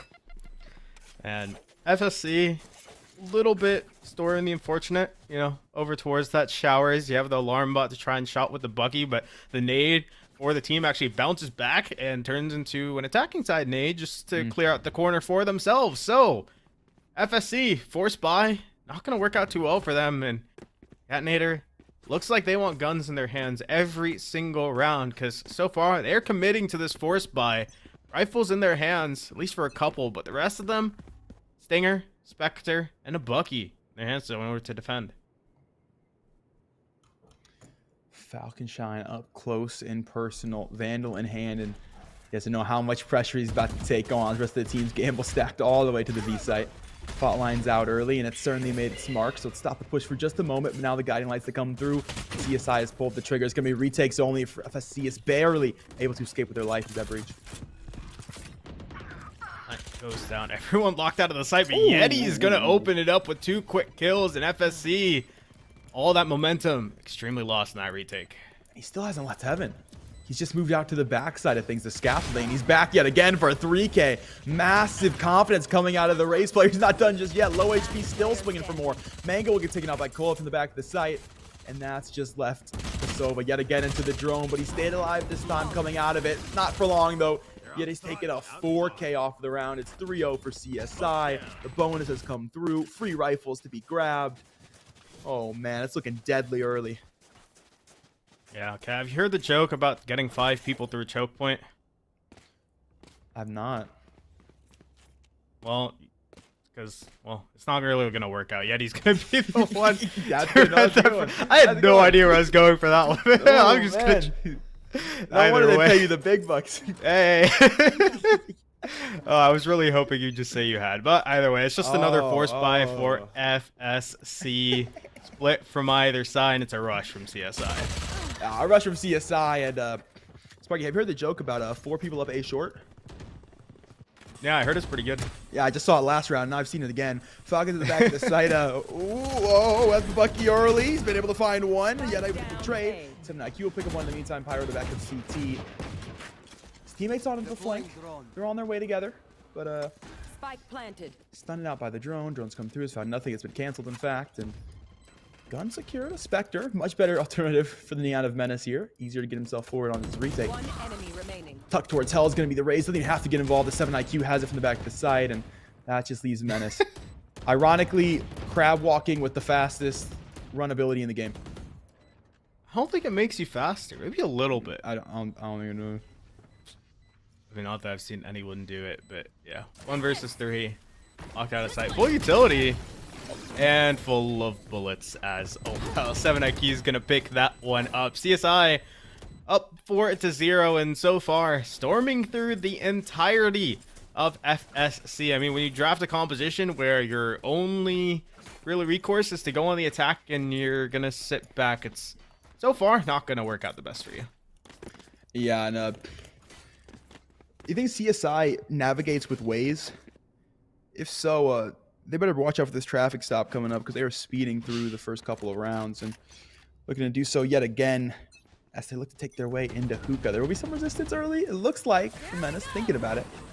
We'll pull the ult down in this round. Up close and personal. Makes it hard to find those bursts. Able to find one, but it's Yeti and 7 IQ who have already come through for the first 2 cleanups. Pyro back in the same close angle. Great jet dash to sell the bait, and 7 IQ's come through to solidify his teammate's rear. Mango's found one. Close range with the judge. Looking for the rifle. Just can't quite find it. This guy smoke's a little bit too dense. Oh, over the top ropes. But he's got to dink his head, and Red, well, he'll dink his head even further. Put a dent in fact. He's out of the round. Falcon from CT, and well, from the outskirts of the round. 5-0 with 7 IQ. We'll take a 3K. Yeah. It's just rushes here for CSI. I mean, they're feeling confident 5-0 on the start. Know that the enemy team doesn't really have a whole lot of stopping potential. Maybe a little bit with that breach, that neon stuns, the raise nade over the top. But realistically, if that's all behind you, it's not going to matter all the same. CSI, rifles in their hands. FSC has the same. Mango with the judge. I mean, you've seen the things a Raze can do with the judge on this map with the double blast pack as well, but oh man, Menace. Oh, was looking awfully menacing, but the first 2 frags that come through on A short yet again. And who is it other than the CSI show? Yet he stopped the show for Falcon in the round, and the plant has now gone down. It's 4-on-2. Mango sitting close with the judge. It's a hard retake weapon, and we learned that the hard way, trying to go up elbow. Is able to find one. Gun secured this time around as well. Sky Smoke is shallow enough to be able to pick it up. 2 guns secured for this team. 2v3. Both players looking to go heaven. Oh, ooh.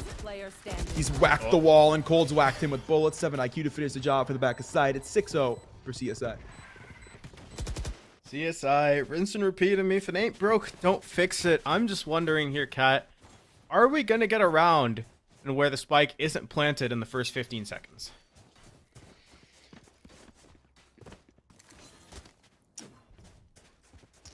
I got the timer out. I'll let you know. I'll keep tabs on it. I do wonder if FSC possibly have a St. Patrick's Day party to get to. I don't blame them. Maybe. The college kids after all. I know I don't, unfortunately.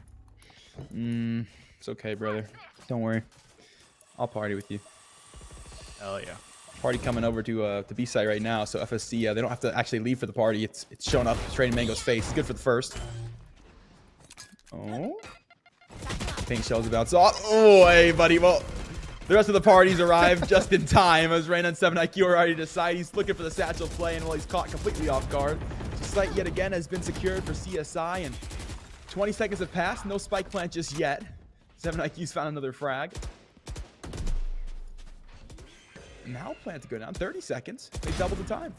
So technically it's a win for FSC if you look at it statistically. Oh, ooh, and suddenly looking like a real win. Menace has picked up 2. 7IQ as the 4K though. He shut things down before they get 2 out of hand. 7-0 for CSI. Nice shots there. Fortunately, weren't able to tap just enough heads to actually make the difference there. And yeah, nothing too out of the standard. 4 ultimates charged up for CSI here. Could get the 5th timeout from FSC, I believe. Yeah, from Mango. I mean, where do you even talk about with this timeout here, right? You drafted a comp where you need to go on the aggressive. Hopefully they can do it. I mean, you can see the shots landing. They have the potential in order to actually fight CSI as they make their way up. The thing is, not a lot in terms of that utility. If you're triple duelist, you're really just banking on them to go on the aggressive, find out what's up, take the fights to themselves. And you saw them do that on the pistol round itself, but so far haven't really seen that inkling. Mostly just hoping to stay on the sites, prevent against those pushes, and CSI have been running through them. Nah, it's easy, right? You think this time out, you go, boys, we're down 7-0. We gotta win. They'll come out this time out. They're gonna start winning. That's it. That's it. I mean, all I'm saying is like I'm looking for a team as a coach right now. So if anyone wants to sign me, I mean, just let me know, because I mean that's a pretty inspirational speech. Yes, me. You see it? Would you vouch for me? Man, you already know I'm gonna vouch for you. I got the retweet button ready. I can hit up all my contacts. Like, you know, I think Sentinels could benefit from your coaching. That's what I'm saying. And I think FSC benefited from the timeout early. They said it's time to win. Doc's able to pick up 1, but job ain't finished just yet. It's Mamba mentality. They're gonna need to do the rest of the round. Well, things quickly starting to shift yet again. Bread's picked up the first from Shower. Trademarks come through. Shouldn't clear Mango to the top of the box. He got an opportunity, but oh, the kneecap. It's all they need, or maybe not. Mango's picked up the reversal. Menace has one as well from back to the side. Double satchel away from Mango. Almost satchels it in the Hunter's Fury, but he's dodged it. Speaking of dodging, all of CSI's dodged the tags, so no one has taken damage here. No one has been revealed just yet. Cole will reveal himself now from the back of box. Good for 1. Can't find the spray transfer, though. Boy has a trade. 7IQ. Good for 1. He's been the cleanup. He's been the clutch factor all the way through in rounds that do get close. And this time around, he's found a 2K. Looking for 1 more from the back of Triple, and he's got it yet again. It's a clutch from 7IQ. 1v3, and CSI, it's 8-0 on the scoreline. 7IQ never stopped moving throughout all of that. He was spamming AD throughout the entire thing. Oh man, production. What do you mean? Hey, I would vouch for you, Catinator. I don't know what the production's talking about with don't hire this guy as a coach. Obviously, what happened in that timeout, I mean, it almost worked for FSC. Listen, production, the speech did nothing because I'm not in the comms, bro. That's cheating. I'm not helping sewers, man. Okay? Relax. Oh, looking to help really long is that utility. The fault line shut down. This instant hookah push, and 7IQ will melt one with the molly. Yet he has another, but he's instantly been traded. CSI still, they want the re-hit. They're hungry for it. And Pyro, oh, he's eating with the Bucky. He'll find 1. Brandon's got to trade back the other way. Out with the Drones, has info on 2, and that is the rotation queue for CSI. They've already snuck Chamber all the way through A. He's going to have to cut off CT. I'm pretty slow, though. Pyro. 1 enemy remaining. That's a flank with this judge. Yep. Spike Red planted. cut off. Uh-oh. That's a bat in the hands, and Well, he's been struck out of the round. Reyna has the frag with the shorty. 9-0 on the scoreboard. And having a judge on a flank, shorty is going to be the one to take you out. FSC, I mean, I like that they're at least going aggressive for this one. They're trying to take the fight to them, but CSI, man, they're so ready for anything that FSC is throwing at them, especially with these ultimates in their pocket to just kind of solidify anything that's really happening. Operator in the hands of Lemon Boy. I mean, it's no judge, but it's kind of like a long-range judge. You know, judge taps you at close range, but this one's long-range one. I'm funny, I swear. Oh. Lemon Boy, first shot has gone awry. Back under the sky smoke, though, to find a frag. Showstopper to come through from Yeti. He's looking for the Opera. Where did he go? Where did he go? He's Houdini. He's gotten away from the site. It'll be a retake played for FSC. The Showstopper's gone nowhere. Multiple members up to CT. Want to hit the TP. Going to look to find that flank potential as the breach. If you can break up this post plan that's playing incredibly close contact. Blaze on the top. Pyro's caught it quick. Coming in from breach. Oh, the shenanigans. Brett holds the trigger for so long, and Pyro will take full advantage. Yeti's now got the angle of his own, but he shoots and he finds nothing. It's a 1-on-4 for Cold. Can he make it happen from Lamp? Step through the aftershock. He's found 2. Looking for a 3rd. The spray transfer, not quite there. Falco, he'll do it if he can find the defuse. It'll be so very close for FSC. They need it so bad, and they will get it with 0.8 remaining. FSC, they're on the board with their first round.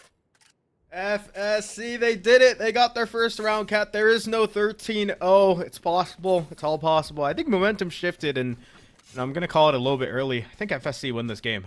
9 is all they get, baby. 9 is all they get. That was our time. FSC fans, rise in the chat. Make your voices heard right now. 9 is all they get, baby. We are going. The gamble stack going to come over towards B. FSC are feeling the read. The spike is very much defaulted towards A, but at least early, they'll be correct. Maybe this was a fake. Like the long fake. All about bread in the situation. Oh, that is the worst reality. Yeah. Well, no fake on the table. Maybe they'll just deathmatch this one. With their site presence and plenty of helpings of it. Authentic to pick up 1. Lemon did have 1 in the meantime, though, so they're getting funneled into the site, kind of stuck here to the 2, but Reyna will swing out. We'll stop the Showstopper, but Menace has stopped him. So 1v3. Lemon Boy will seal up Cold, and it's 2-9 FSC. The mountain, it looks pretty dang big, but they've taken 2 steps. Do they even want the 3rd here, though? I mean, the 9-3 curse is quite a big deal. But it's in their favor. It'd be in their favor. Well, if they give them the 9-3 curse, then it's a little bit different, isn't it? Okay, maybe. Well, either way, they're going to go gunning for this last round here. Operator's in the hands of Authentic, though. It looks like he's not playing at all in this game. Looking to just hold the ankle. So far, first picks going over towards FSC. At least these first couple of rounds, still that far aggressive push. Dog actually denied, so no information on the site so far. Whoa, yeah, clean 1 tap coming through onto Menace. Seaside looking to come out of A short now. Ooh, the op shot from Reyna quite crispy as well. Pyro's been able to find the trade into shower. Seaside has all that short control, but not much other. No recognize. We'll say TP time for us. We'll head over to the B site where we've got 1 in wait. It's just Lemon Boy. He peeks out the dark cover in the Blaze Thorn to pick up 1. Look for a 2nd over the top. Rope's not quite. Ooh, clean right click. 7 IQ gonna fall. And Reyna all alone on the site. Picked up the first and dodged the Hunter's Furies as well. Thinking about the plant. Might just go CT. Might go ring around the Rosie on him. Does have a cheeky little angle on a Falco and will take full advantage. A 3K now for Reyna. He's gonna cubby up into CT. Oh, Pyro's read the fake. GG's. Pyro, where are you going? Your ankles have been broken. Someone get this man ankle wraps. He going in the TP? He's been a fool. He comes to A. He says, wait a minute. Where's the spike? I don't hear it. Where's the spike, man? Oh, no, he doesn't know. What? Yo, someone get this guy a headset. Yo. This guy's playing on surround sound speakers. There's no other way. I found the bomb site, Cat. This guy's playing on the Booga $5 Five Below collaboration, but still, it don't matter. He went the wrong site. He came back around CT, and it's just a big old fake at the end of the day. FSC, they'll find the round as Spyro wins the 1v1. Look, if you don't know what you're doing, I doubted him. Cat doubted it. Everyone doubted him. I feel like, you know, if you can't hear what's happening, I don't think the enemy can either. You know, if a tree falls in the forest and no one's there to hear it, did it really fall? Yeah. All Because right. we well, watched we watched Reyna fall on site. Yes. All right. We watched Reyna fall on site. Reyna was the tree. At the end of the day, it's not about if you can hear it. It's about if you can see it. And I'll tell you, Pyro saw it and he shot it. He axed that tree down. R.I.P. the tree. And look at this speech right now. Look at this halftime speech. It goes a little something like this. You might have heard this before, Sparky. So I'll apologize for the redundancy. But that halftime speech was, 9 is all they get, baby. Close fountain. They get hit by the guiding light. It don't matter. Pyro's out anyway. He feels the momentum of the clutch. They're running it down long. They're getting in there. The trademark trying to stop him. Menace don't care. He already in. He slides through with the shorty. He's not going to find what he's looking for, but he's gained his team the entry into sight. Flash to come through. Red swinging out anyway. Pyro's going to hit it. 7 IQ got the quick trade. Trying to get the Octagon. He's got another. Mango looking for too much. Looking for more 7 IQ. We got a full 3K on him. So they've gotten sight, but they've lost it just like that. It's Yeti's through with the Frenzy as well. He'll clean it up. A nice 4K from the Frenzy boys. 10-3. And 9 was not all they get. Production, you made that title, and now you regret it. You're the curse. You did it to them. FSC fans, please spam at KTAT on Twitter. It is his fault. Don't worry. There we go. The instant adjustment. That was Cat Nader. That was Cat Nader who was calling the entire time. But again, he was not the one in the comms. I think Cat was in the comms.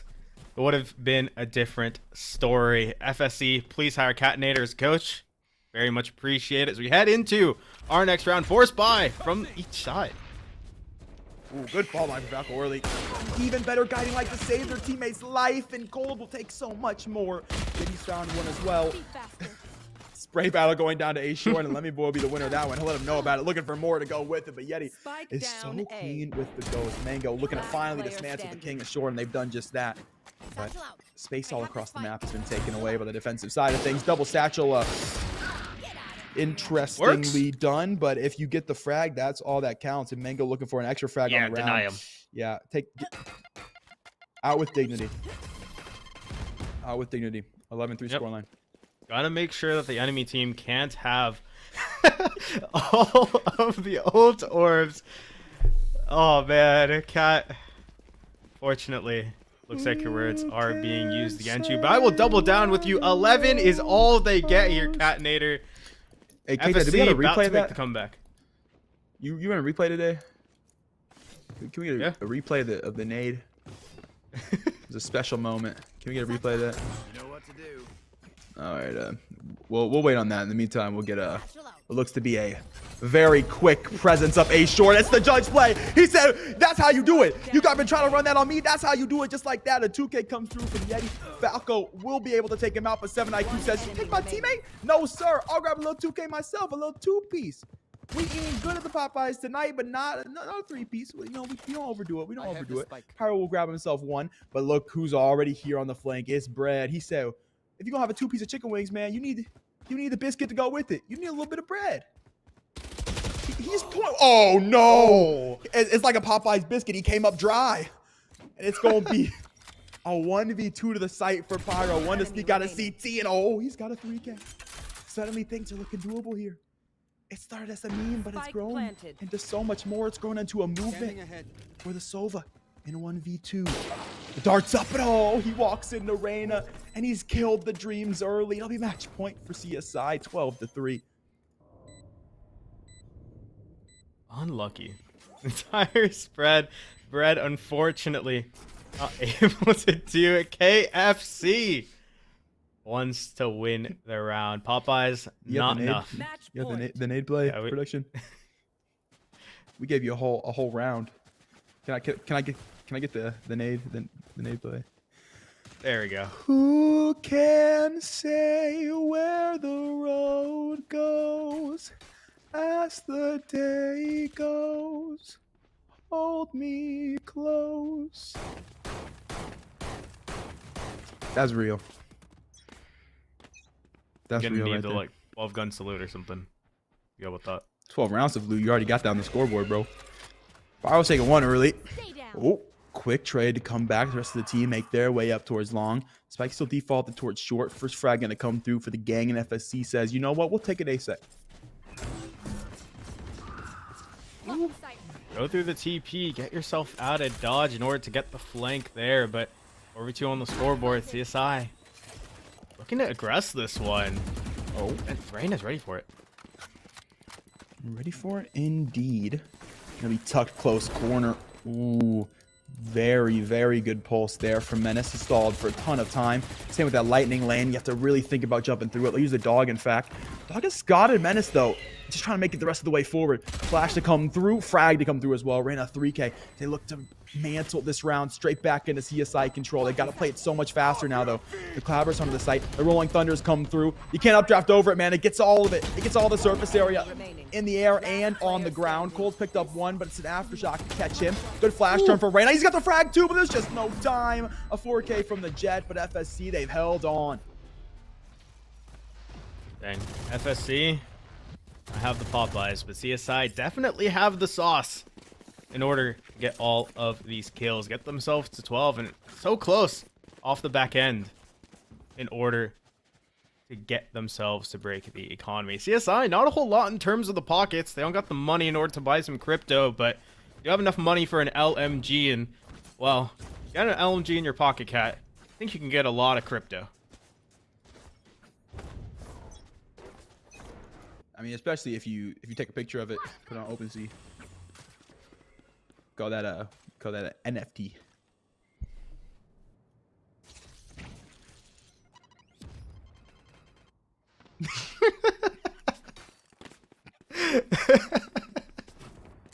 All right, well, spread across the map. Spike going over towards that A site, but it's a fake over with the neon. It's actually drawn the attention of quite a few, and Menace getting the first is only going to reinforce it as the rest of the team heads over towards that A site from FSC. The lightning lane for FSC will come through to really sell this fake, and it has been, well, more than sold. Everybody from CSI has come over to the B side, and now they'll recognize that Spike Plant does go down. 7 IQ, gonna find one with the orbital strike. Yeti to step in. Does he close right? He does, but the judge is just too strong in that scenario. Mango's picked up the first close contact. Looking for more as well. Spread to the back of the site. Headhunter has picked up one. The neon's gonna be a long time here for this flank comes through, and Reyna's found another. Hunter's free to kill time. Still waiting for the neon flank. Heads up close and personal out shower, but he's caught by Pyro, who's got to swing through quickly. This stick is coming through the LMG. It's looking for frags, but oh my goodness, FSC, they've minted them all.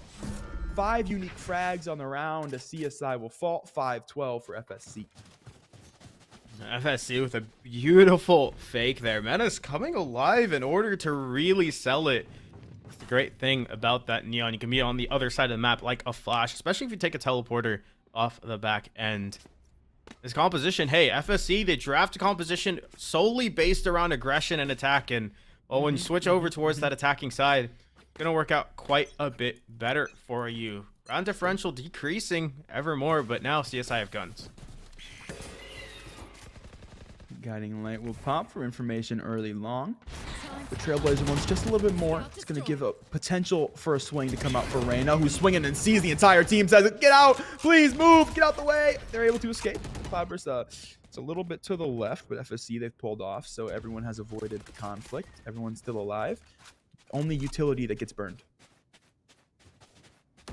They want more. They're double dipping. Now, my mama said never double dip. At least not around company. Still stuck behind the smoke. Everything on A side is pretty much covered by the trademark, so CSI can stack this one and feel fairly comfortable with it. I mean, okay. TP to come through from Pyro. He's actually caught it. Coming through A shorts. So yeah, he's caught out. Red picked one back up in the meantime. He's now off through the TP. Renan's picked up one. Into trade to come forward, and these last 2 players in FSC will make their way into the site. They actually go elbow. So they have no sight control. They're walking around to CT. They are playing as a duo, which arguably the most important thing for them in this round, as they're out of numbers. The tour de force from Bred's caught one, and Bred's got the angle on CT. He'll pick up both, and she said never double dip because you get judged, man. 13-5 is CSI to clean up the house. Yeah, man. I mean, CSI, they look so good in that first map. They bring it over to the second one as well to just close it out. It was just, it felt like even though there were those rounds going over towards FSC, CSI were just in control the entire time. Yeah, as simple as that. And I do like your point of that they're playing a primarily offensive composition. So of course, they're gonna look better on the offense. But I mean, you gotta have something for the defense, man. At the end of the day, you still gotta play the half. And it just looks like they just don't have the adaptation to come through to use their composition on defense. And by the point where they get to that attacky side, where they start to make something happen, it's just too late, man. It's too late. Yeah, it's unfortunate. CSI, they are going to be the winners of this best of 3 series. They are going to go forward. I'm not sure if we're going to have an interview for this one off the back end. There are definitely some questions I'd love to ask CSI. They are here. Yeah, absolutely. Well, we'll see. Regardless, we're going to throw to a quick break. And then when we come back, there's either an interview or we'll send you into what is up next here on the Esports U Network. So don't go anywhere. We'll be right back.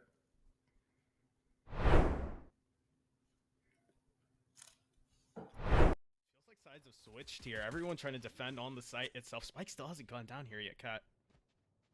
Sneak forward to the back side of the box. That drop going to be heard. As one would have fall. Reyna has the frag, and Cold takes a second from the back of the site. So nice cleanup from Reyna and Cold. And CSI, they're up on the other hand, certainly can take a space with just a low Roomba. This trademark. Oh, it'll be there to get destroyed. The Roomba gets destroyed, but it's destroyed in Mango's face. His Bread has the frag, and you make it worth it. His Bread's going to have the trade. And Pyro trying to retake the classic here. A little 360 on the drone. Okay, trying to do a phase plan, but I'm sure it's frags are looking for. And well, full utility. And full of bullets as well. 7IQ is going to pick that one up. CSI up 4-0, and so far the top ropes, but he's going to dink his head, and Bread, well, he'll dink his head even further. Put a dent in fact. He's out of the round. Back in from CT, and well, from Fine One. Gun secured this time around as well. Sky Smoke is shallow enough to be able to pick it up. 2 guns secured for this team. 2v3, both players looking to go heaven. Oh, ooh. He's whacked the wall, and Cold's whacked him. Now plan to go down 30 seconds. They double the time. So technically it's a win for FSC if you look at it statistically. Oh, ooh. And suddenly looking like a real win. Menace has picked up 2. 7IQ. He got an opportunity, but oh, the kneecap. It's all they need, or maybe not. Mango's picked up the reversal. Menace has one as well from back to the side. Double satchel away from Mango. Almost stashes it in the Hunter's Fury, but he's dodged it. Speaking of dodging, all of CSI's dodged the tags, so no one has taken damage here. No one has been revealed just yet. Cole will reveal himself now from the back of box. Good for 1. Can't find the spray transfer, though. Boy has a trade. 7IQ. Good for 1. He's been the cleanup. He's been the clutch factor all the way through in rounds that do get close. And this time around, he's found a 2K. Looking for 1 more from the back of Triple, and he's got it yet again. It's a clutch from 7IQ. Get the frag. That's all that counts. And Mango looking for an extra frag on the round. Deny him. Yeah, out with dignity. Out with dignity. 11-3. Dog has scotted Menace, though. Just trying to make it the rest of the way forward. Flash to come through. Frag to come through as well. Reyna 3K. They look to mantle this round straight back into CSI control. They got to play it so much faster now, though. The Clabbers onto the site. The Rolling Thunders come through. You can't updraft over it, man. It gets all of it. It gets all the surface area in the air and on the ground. Cole's picked up 1, but it's an aftershock to catch him. Good flash turn for Reyna. He's got the frag, too, but there's just no time. A 4K from the Jet, but FSC, they've held on. Close right, he does, but the judge is just too strong in that scenario. Mango's picked up the first close contact. Looking for more as well. Spread to the back of the site. Headhunter's picked up 1. The Neon's gonna be a long time here for this flank comes through. And Reyna's found another.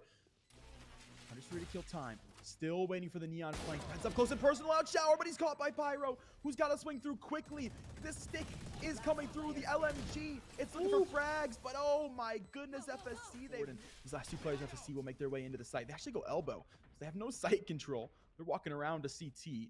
They are playing as a duo, which arguably the most important thing for them in this round as they're out of numbers. The tour de force from Bred's caught 1, and Bred's got the angle on CT.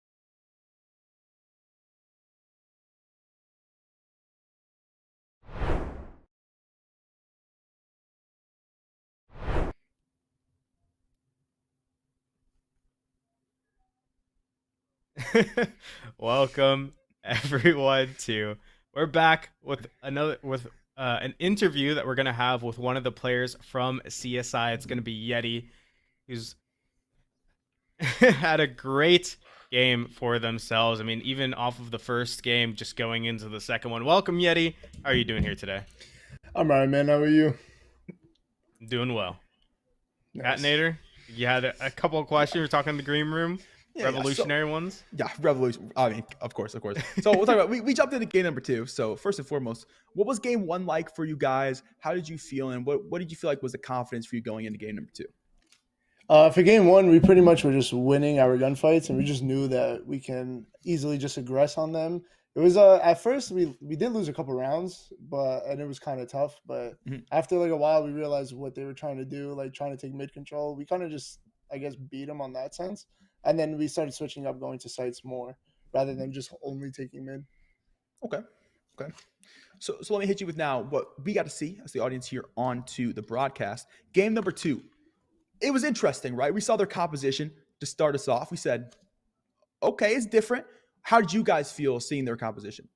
At first, honestly, we were shocked. We were like 3 duelists set up with the breach.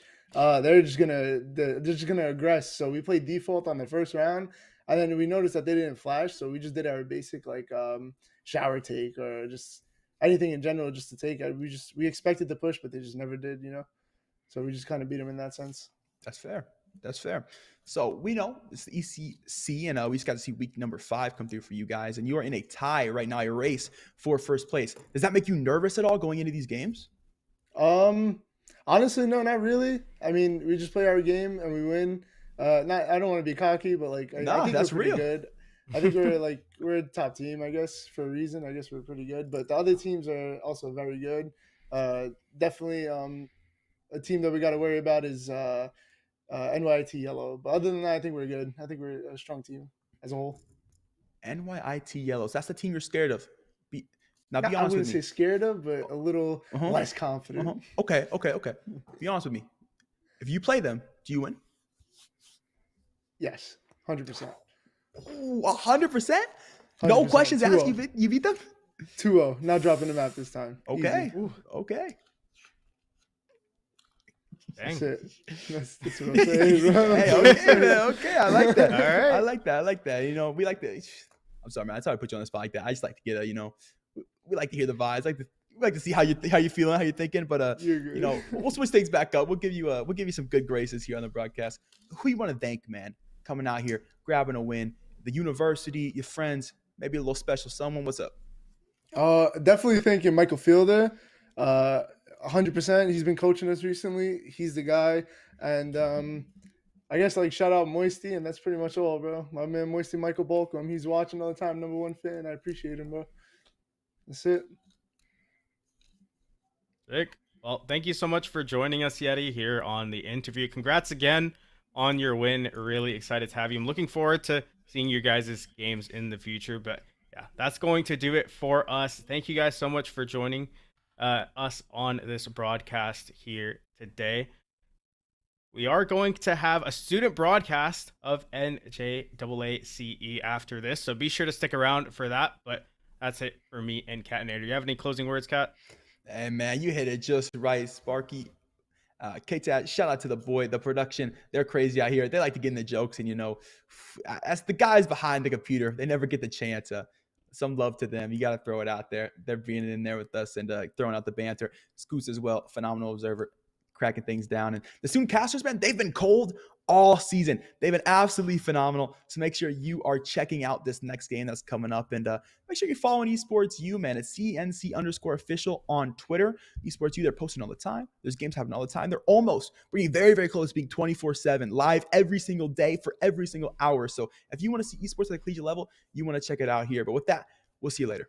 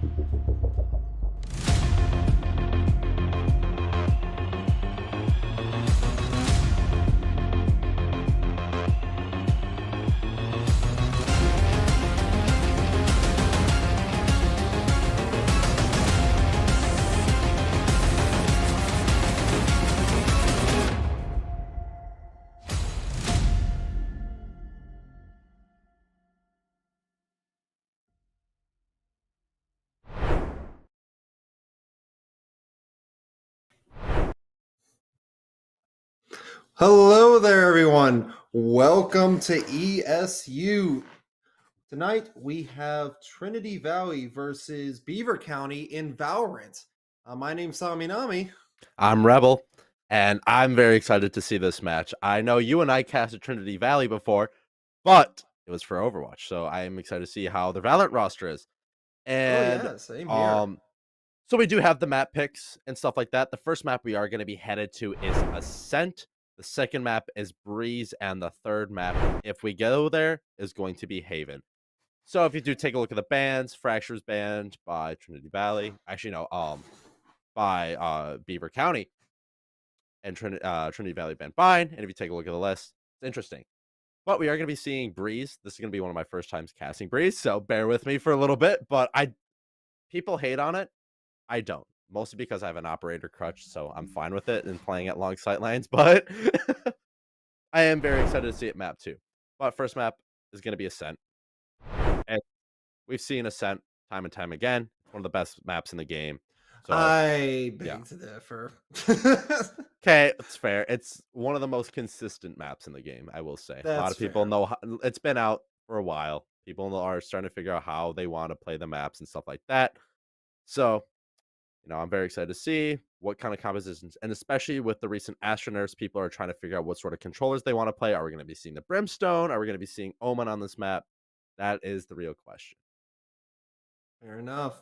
Now I'm expecting to see Killjoy. That's a definite.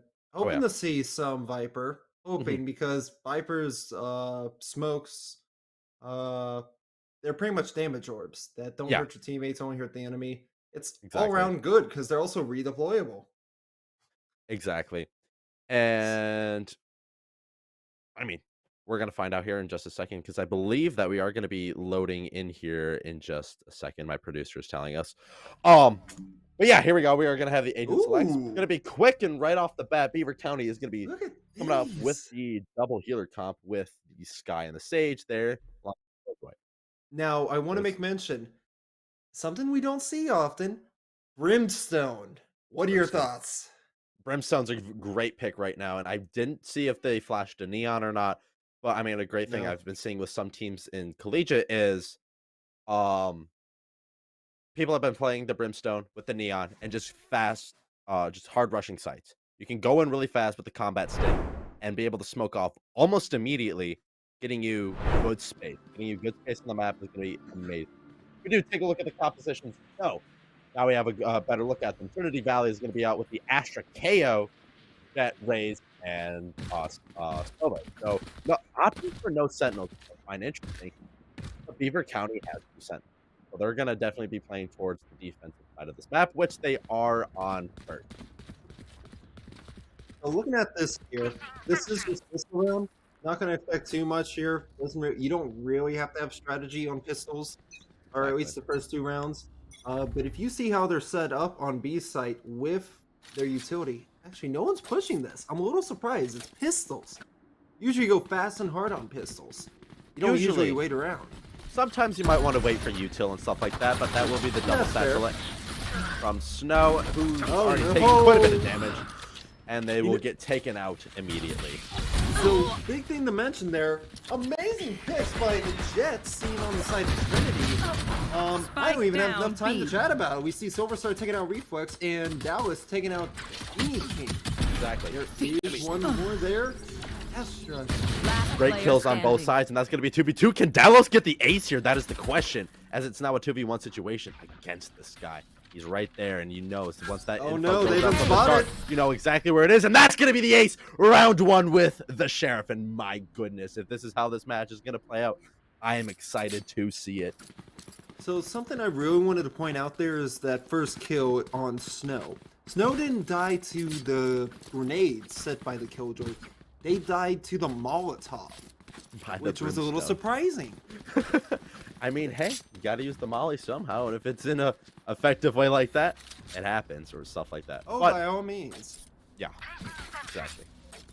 But we are going to be seeing Trinity Valley go for this A push here, which I do like. You want to try and go both sides on your pistols just to see how you can play out the rounds with a good dart.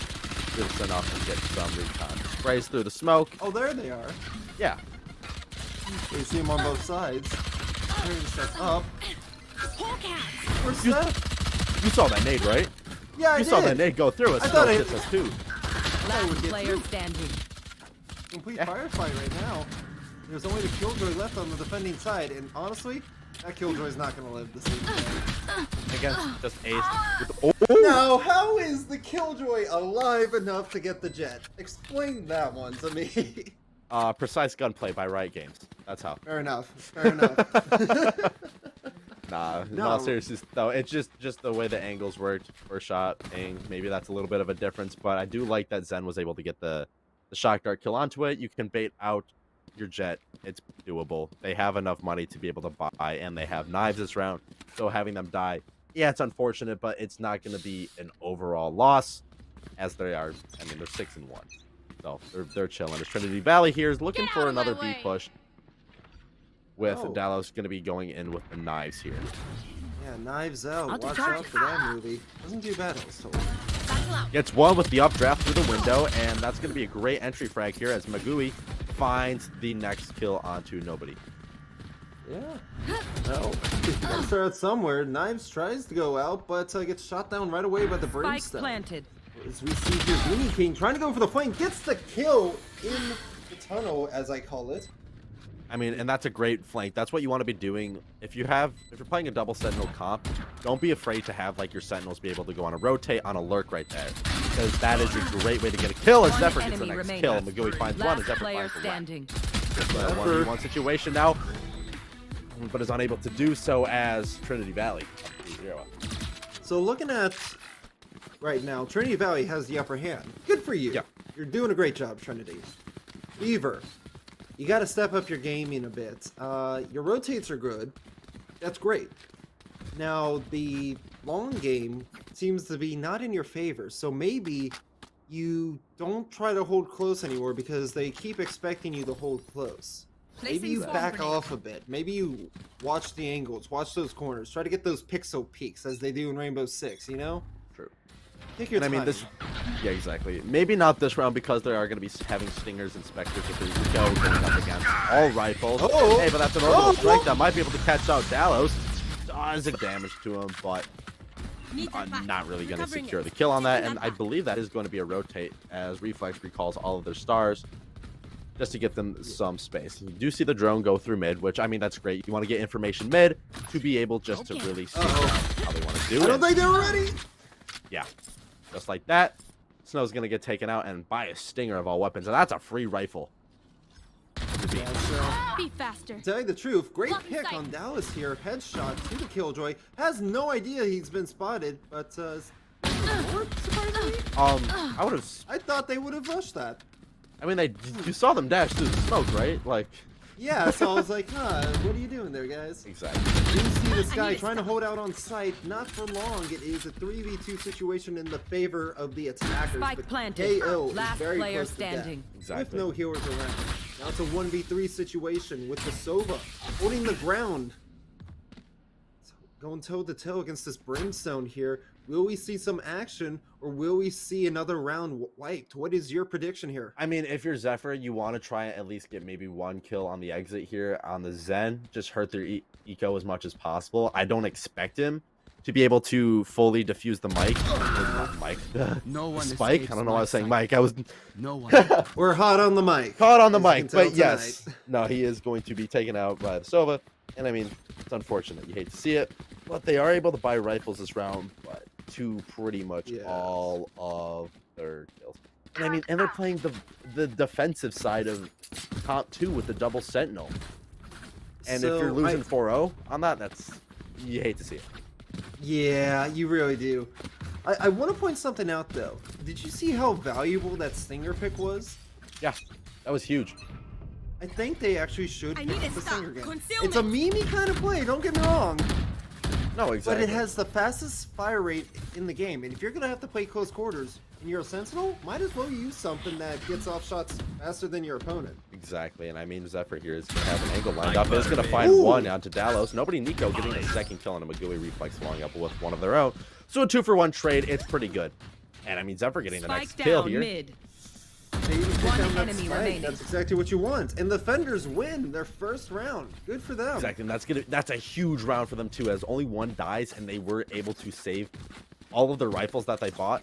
That's a great way to go into this. And now they have 3 ultimates to work with as well. They have the Resurrect, the Killjoy, and the Empress. They can do some really good things here coming to this round. I don't expect the Empress this round just because they don't have the full buy. So, never know. But the defensive side of here, they are going to be going for this full A push. And if you're Trinity Valley, I mean, keep doing what you've been doing. You have 2 initiators, so you can get onto site with pretty good access and get as much info as possible as the KO knife gets sent out. And we'll spot one with the Silver Joe. That's going to be the double satchel into the air, though, with the Showstopper. Finds one, but will get traded out by themselves as Beanie finds himself, too. And now it's a 3v3 situation, and they are going to have the site for free if you are Trinity. Well, not for free, but they are going to be able to have site control through Trinity Valley, as the defenders are going to use the Killjoy just to be able to spot anyone. So, as defenders right now, you need to play your cards right. If you're going to try to go for a pick, make sure you're in position to do so. That's going to Otherwise, be you get detained. Exactly, just like that in the buoy. If you're able to see that, oh, that's some information, though. They are going to throw... Oh, they're just going to stick the defuse. They don't care. 2 and 4. That's going to be absolutely huge. You only had to use 1 ultimate there. You only had to use the Killjoy. Send them off the site, but... And I mean, it did exactly what it was needed to do. They did their job. It did their job. You're able to get a kill off it, too, and still have enough to be able to buy for the next round. So what was smart about that there is that because Brimstone's utility kit, it was best for reclaiming the site there. You smoke the angles, and then you provide the molly to keep them away from direct line of sight towards the spike. And from there, you just provide suppressive fire once the molly runs out.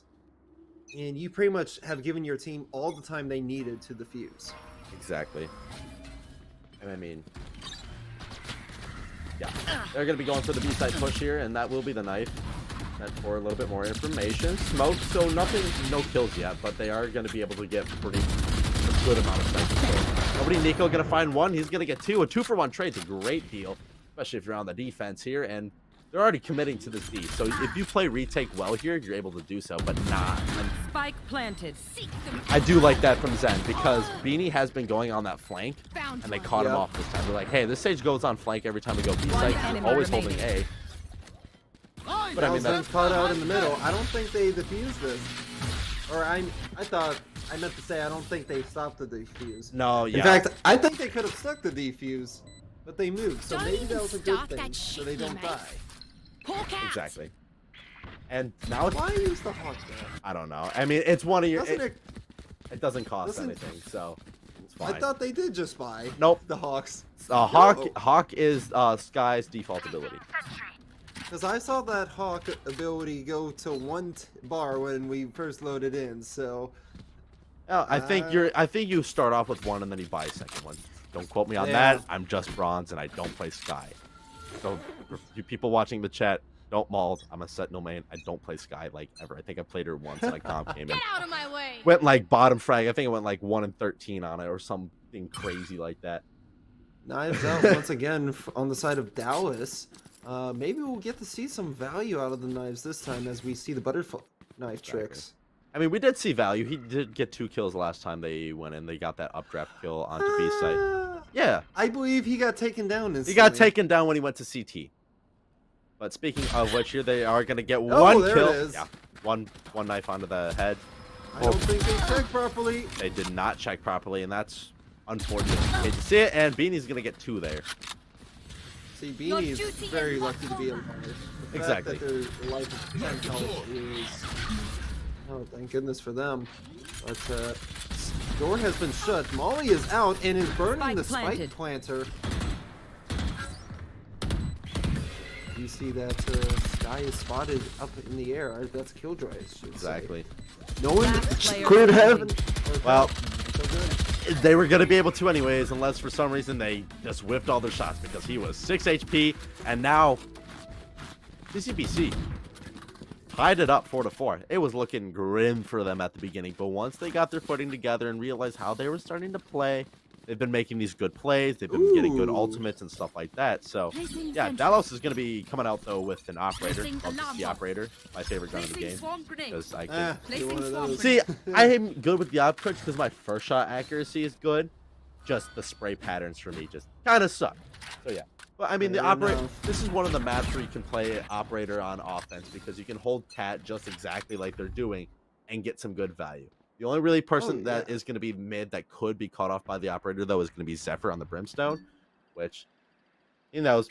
Maybe don't peek it just yet. Yes. See, that's the hardest thing when you're fighting against an op and you realize they have an op. Exactly. You don't quite know yet because they haven't bought one up until now. But now that they do have one, Oh, it seems like they're still playing it as if they know they're gonna have the op. oh, this Oh, could be no. this could be huge. Somebody dies to that. Yeah, Zen's gonna die to that, and that is not good because you will take damage from your raise as well. One of your entry fraggers, which if you're entry fragging, not a good idea.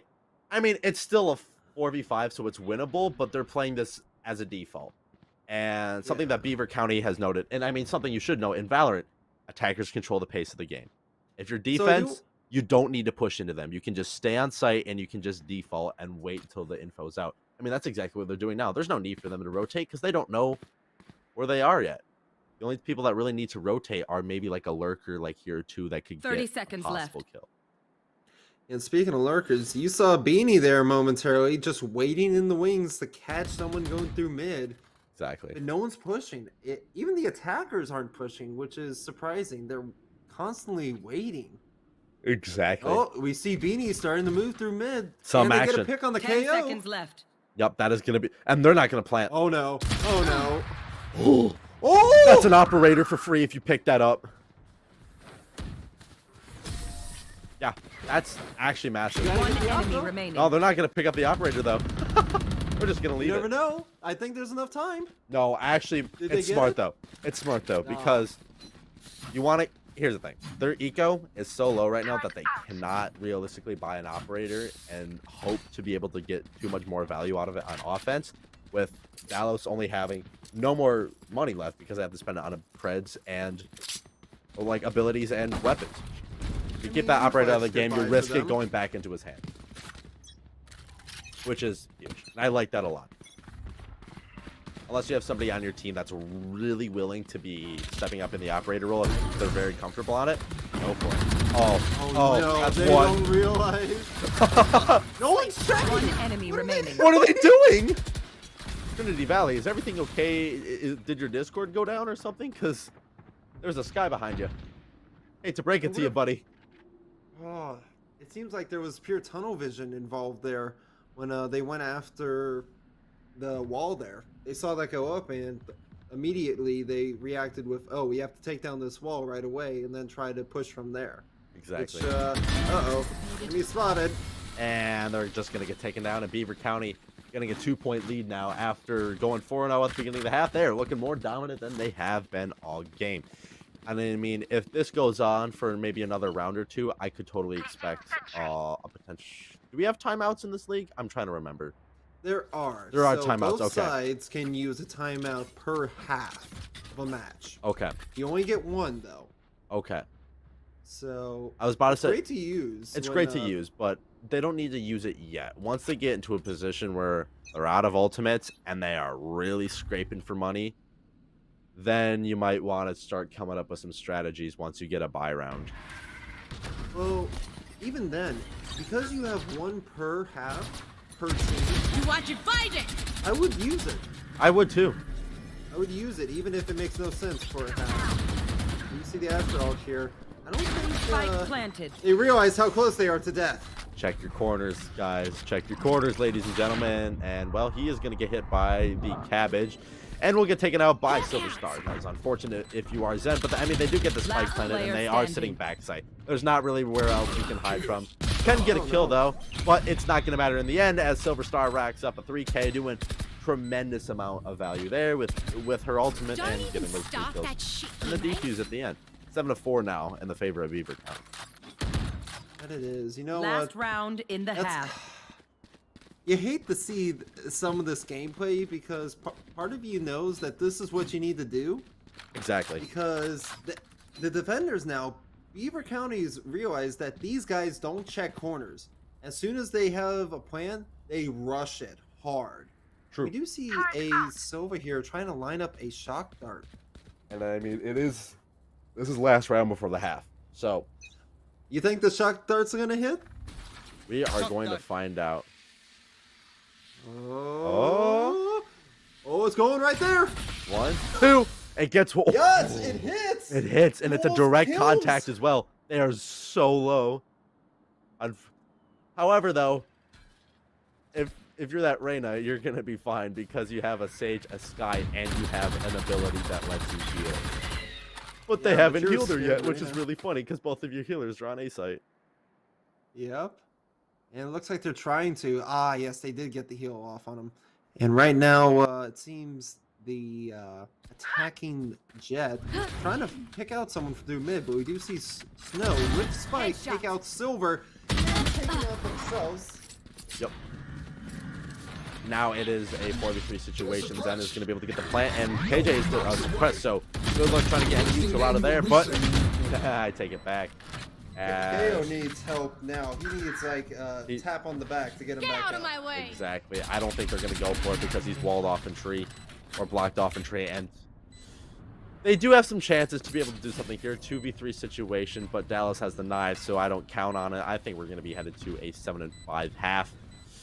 Unless, of course, this is played very differently, as KJ is going to be able to place the turret down to get some information. That's going to block him out of the way with a great trade off from Zephyr. 2v1 now, and now you can go for the defuse here. Set. 2. Last player standing. They have to go for the defuse here. They can't do it because it wasn't even half, and that's going to be Zen. Well played from them just to be able to get that last point at the end, because that was the last. They lost 7 rounds in a row until that time. They did. They did. But now they are on defense, which, I mean, now that we're seeing it, it could do some well for them. I was saying at the beginning, I was scared because they were playing defensive comp from Beaver County and they weren't doing good until they started picking up steam, brought it up at the half. Now it's Trinity Valley's turn. So can their double duelist comp with no sentinels do good on defense? That is the real question here, as we are going to see a couple of ghosts come out with one sheriff from Dallas. Not surprising. We saw him get an ace first round from him on there, as he's 14-11 right now. It all really depends on how they want to play this here. However, Beaver County is going to be going for the full A push here, and they are going to be able to spot that out because of the knives and will suppress 3 agents. It's a nice, good suppression. Being able to know that they're all grouped up there is very important because you can rotate accordingly. You might see the picks here. Actually, I don't think Dallas was ready for all of them.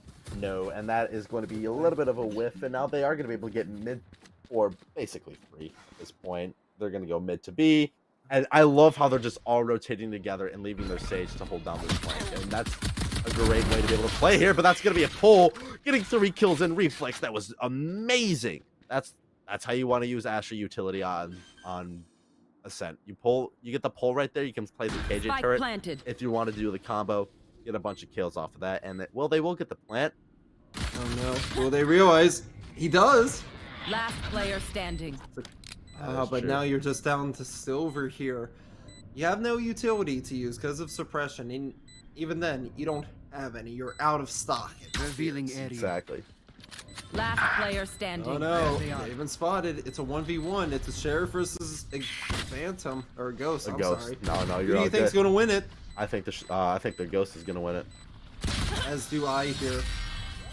Yep, and they are going to be able to get the defuse as well, as you see right there. So okay, so if you take a look at that outer circle, right when it goes in, if it goes in before you start defusing, it's not going to count. You won't be able to defuse, but if you can get it before that little outer circle goes into the middle, then you're going to be golden to go. If you just a little fun fact about VALORANT there. We'll have to go back to see that, but even then, you can have a slight chance, but it's down to the milliseconds, quite literally. Exactly. Out of charges. A lot of Ares being purchased on the side of the defense. 3 of them, in fact.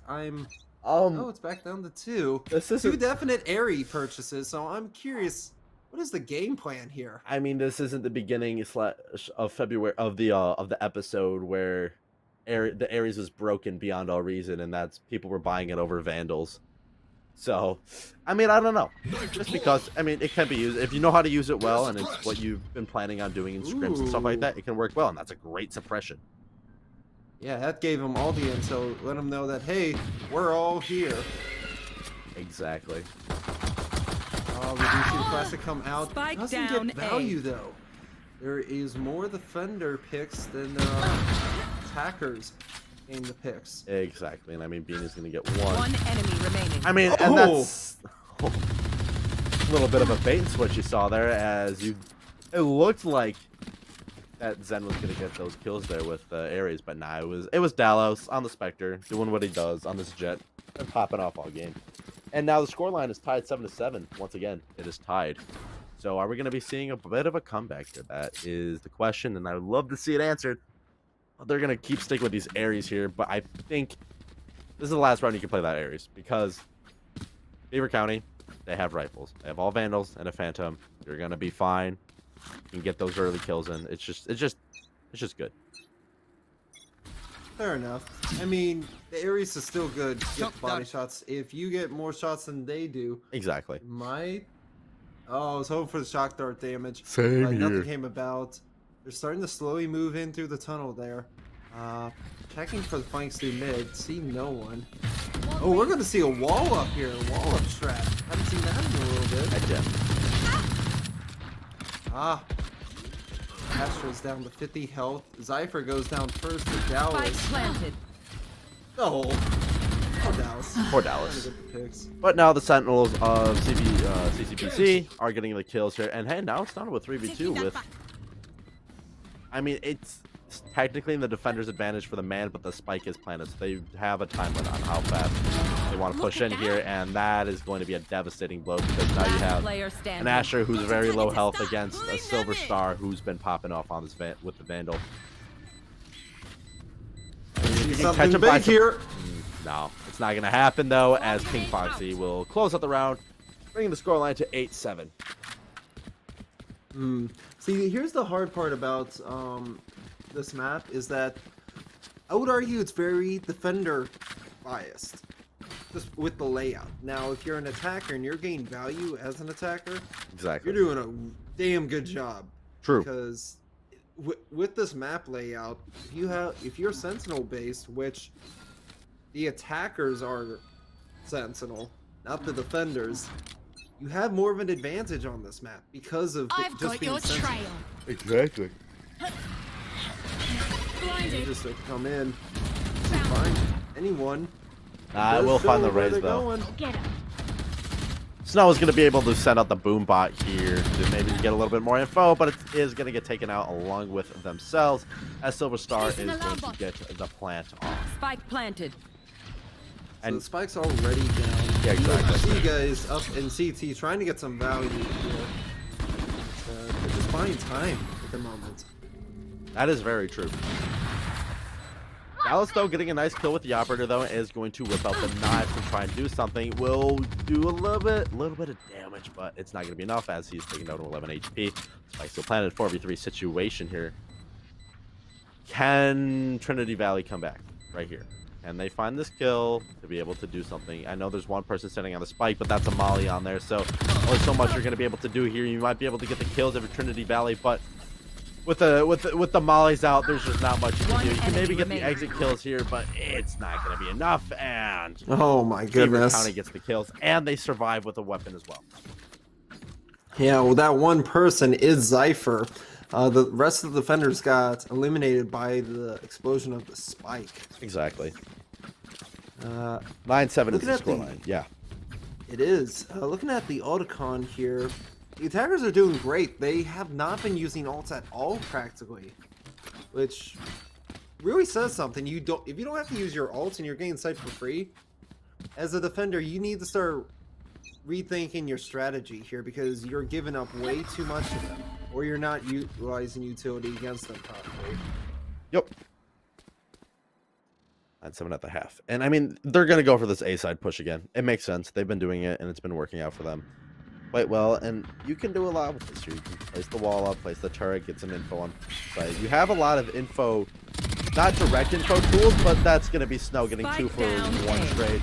Reflex is going to be sending in the stun plus the pull, but only brings it down to 3-3 as Beanie King is going to be able to get the plant off. Dallas here with the frenzy, planted. and I mean it's a save round, so going with the frenzy, not bad. I love abusing the frenzy myself in my comp games because I find it extremely hilarious when you get like a nice kill with it. Oh, Exactly. oh, frenzy didn't do him enough there. No. If you're going to be going against Oh, no. the headshot machine that is the Vandal, just like in Counter-Strike with the op, there's well, not the op, the AK-47. There's just a lot you can do there. 3v1, and a Sova who is not going to go for that because going into that with the Vandal that you're trying to save is not going to be a good time. However, though, Beanie King might get this kill here. I know Zen is going to be able to hear them because they are walking. Free fire, and yeah, that's an exit kill. At that point, I wouldn't even lurk in trying to get it. Just let them save. Oh no, is he going to catch him? No, he's not. They were so close. Not enough time.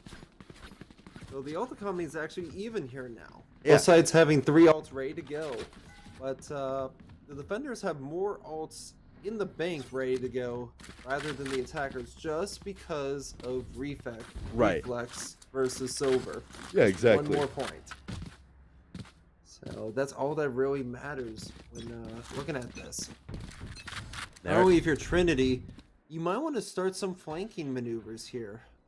That just not to sight. Exactly, and I do like that they did back up because they always know there's a KO knife that usually goes around that location. That's actually really big brain of them, and I like it a lot. We're gonna make a little bit of noise now going through here as they are gonna make the hard rush with the combat stim, and that is going to be the Empress along with the blind Silver Star gonna get the kills, and that is a pull along with the Hunter's Fury, which will be able to find one. Can it find a second though? Yes, it can. It does. That is a great combination right there of abilities, but hey, you still have the spike planted, and you're still at a 33 as Zephyr gets the next goal onto Snow. Zen gonna be spamming through the door, trying to find something here as Magui looking for it, but oh no, you gotta be quicker with those lineups with the flashbang, otherwise you're just gonna get caught up if you're gonna be standing out in the open there. 2v2 situation here. The orbital strike. I don't know if I would have used that until you heard the bait for the defuse. And there's the defuse there. The molly's gonna be sent on, and I don't think they survive that. Yep. One enemy remaining. Reflex will find but one. they did get halfway, so they just have to get the rest of it now. Nah, it doesn't matter because Zephyr will find it and go into the back corner. Oh no! Nah, they won't survive that, but they have the eco to be able to buy a rifle again, and CCBC 2 away from being able to take this map. They are. It's a very close. It was very close at the Should I play start. some Now it's stars looking in very this reality? dominating on the Exactly. side of Beaver County. Just, I feel like they're just outplaying Trinity right now. In that they took the early rounds there, as you saw, to understand their strategy, how they play, how they use their utility, and they went, all right, now we know how you guys like to think. Now we're gonna use it against you. Exactly. They are rotating back here. They got the ult orb, which is huge, and now they are gonna have. They're gonna have. If my observer could hit tab for me real quick, I'm just trying to take a look at the ultimates. Yeah, there we go. Silver Star is gonna have their ultimate online along with King Foxy, and then Trinity Valley has theirs as well. That will be the showstopper. Isn't going to find anything as it is body blocked by the Hunters. That's actually huge. Bull's gonna be there, so one, but I don't know how many else they are gonna be able to find here as Beanie King has a good angle. And they're gonna get the plant as well onto default. So one little thing of note that sometimes it takes a little people, as you see Zephyr getting the flank kill. Maggie and Snow both One defenders enemy getting remaining. kills. They're doing their job well. They're actually pushing the sites, and it leaves only Zephyr in the tunnels. Yeah, Zephyr's He just gonna get realizes out of he there. can't do anything. Nope. Save your rifle. Get out of there. It's fine. You're still up, and you still have 2 more rounds before you can win. So they're in a good position to save there. They can lose a round and still be fine. But Trinity Valley, that's a huge round for them as now they're finally starting to get back on the board. If you can continue the snowball with those saves and the buys, you're going to be in a great position to try and take out the map for yourselves. But right now, it's looking like it's going to be favorable towards Beaver County. So a little thing to note here, if you look above, there are yellow boxes Yeah. on either side. Those yellow boxes can be seen by both teams. That's right. And that lets you know if someone has an ult. It goes green when they start to use an ult as well. It's a very nice indicator to have when looking at. I totally blanked out on that when I was looking at it for a second there. No, but yeah, I remember. I just brain fart moment. But as we are going to be going through here, CCBC is going to go through mid here. They haven't done a mid push in a while here. He's going to get cut off. Yeah, no. Oh, That's no. a kill. And that's an important one, too. He took some damage, as you can see. 8 health down, as well as 17 health down from armor. Snow actually getting very hurt, but taking out Beanie King. And push some sight right away. Oh! Spike down. Defender spawn. Interesting to see the Spike making an attempt to run like that. Sky, completely obvious as to their location. Gets punished for it Spike as down A. One enemy remaining. Exactly. Gotcha. And I mean, well, it's Zephyr. He has been popping off all around. He does have a Vandal. So anything's possible here. We've seen it before. 30 seconds left. As he gets 3, he's looking for this ace. I mean, he gets the ace. He brings it to match point, and One I enemy think remaining. you do. I think it's gonna happen right here. As that's gonna be the 4th kill, the 5th kill, and that's gonna be Zephyr with the ace, bringing them to match point. And my goodness, this guy on Brimstone has been ridiculous. I'm just Match hyping up point. this man. Zephyr has been so good all match. I'm sorry. In this map, look, he has 30 kills on the board right now. Look at that. That is ridiculous. And that brings him to match point. That's gonna be absolutely huge. Indeed it is.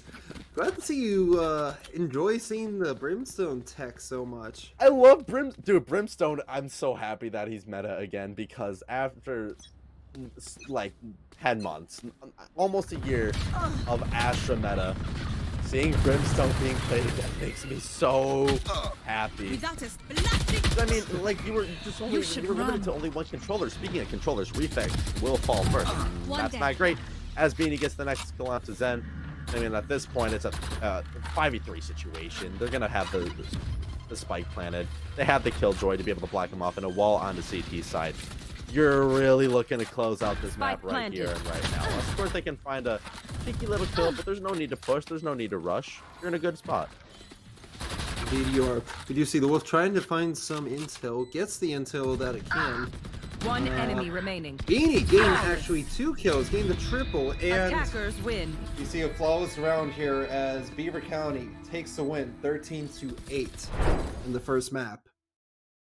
Exactly. And I mean, that was a really good map. It was, at the beginning, it was looking a little bit more towards Trinity Valley. They were looking dominant at the beginning as they went up 4-0, like right off the start. And I'm like, panic. I'm like, oh no, is this going to be a blowout here on Ascent? But once they got the gears going, Beaver County's like, oh wait, we have 2 Sentinels and we're playing defense. Can we win now? And so that's exactly what they did. They turned the on switch, got the next 7 rounds right in a row, and brought it through the half as well.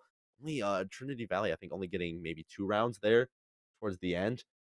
But somebody to shout out from that map, Zephyr on Brimstone. Absolutely dominant. Man, I now understand your love for the controls. Controller is such a hard role and a very important one too.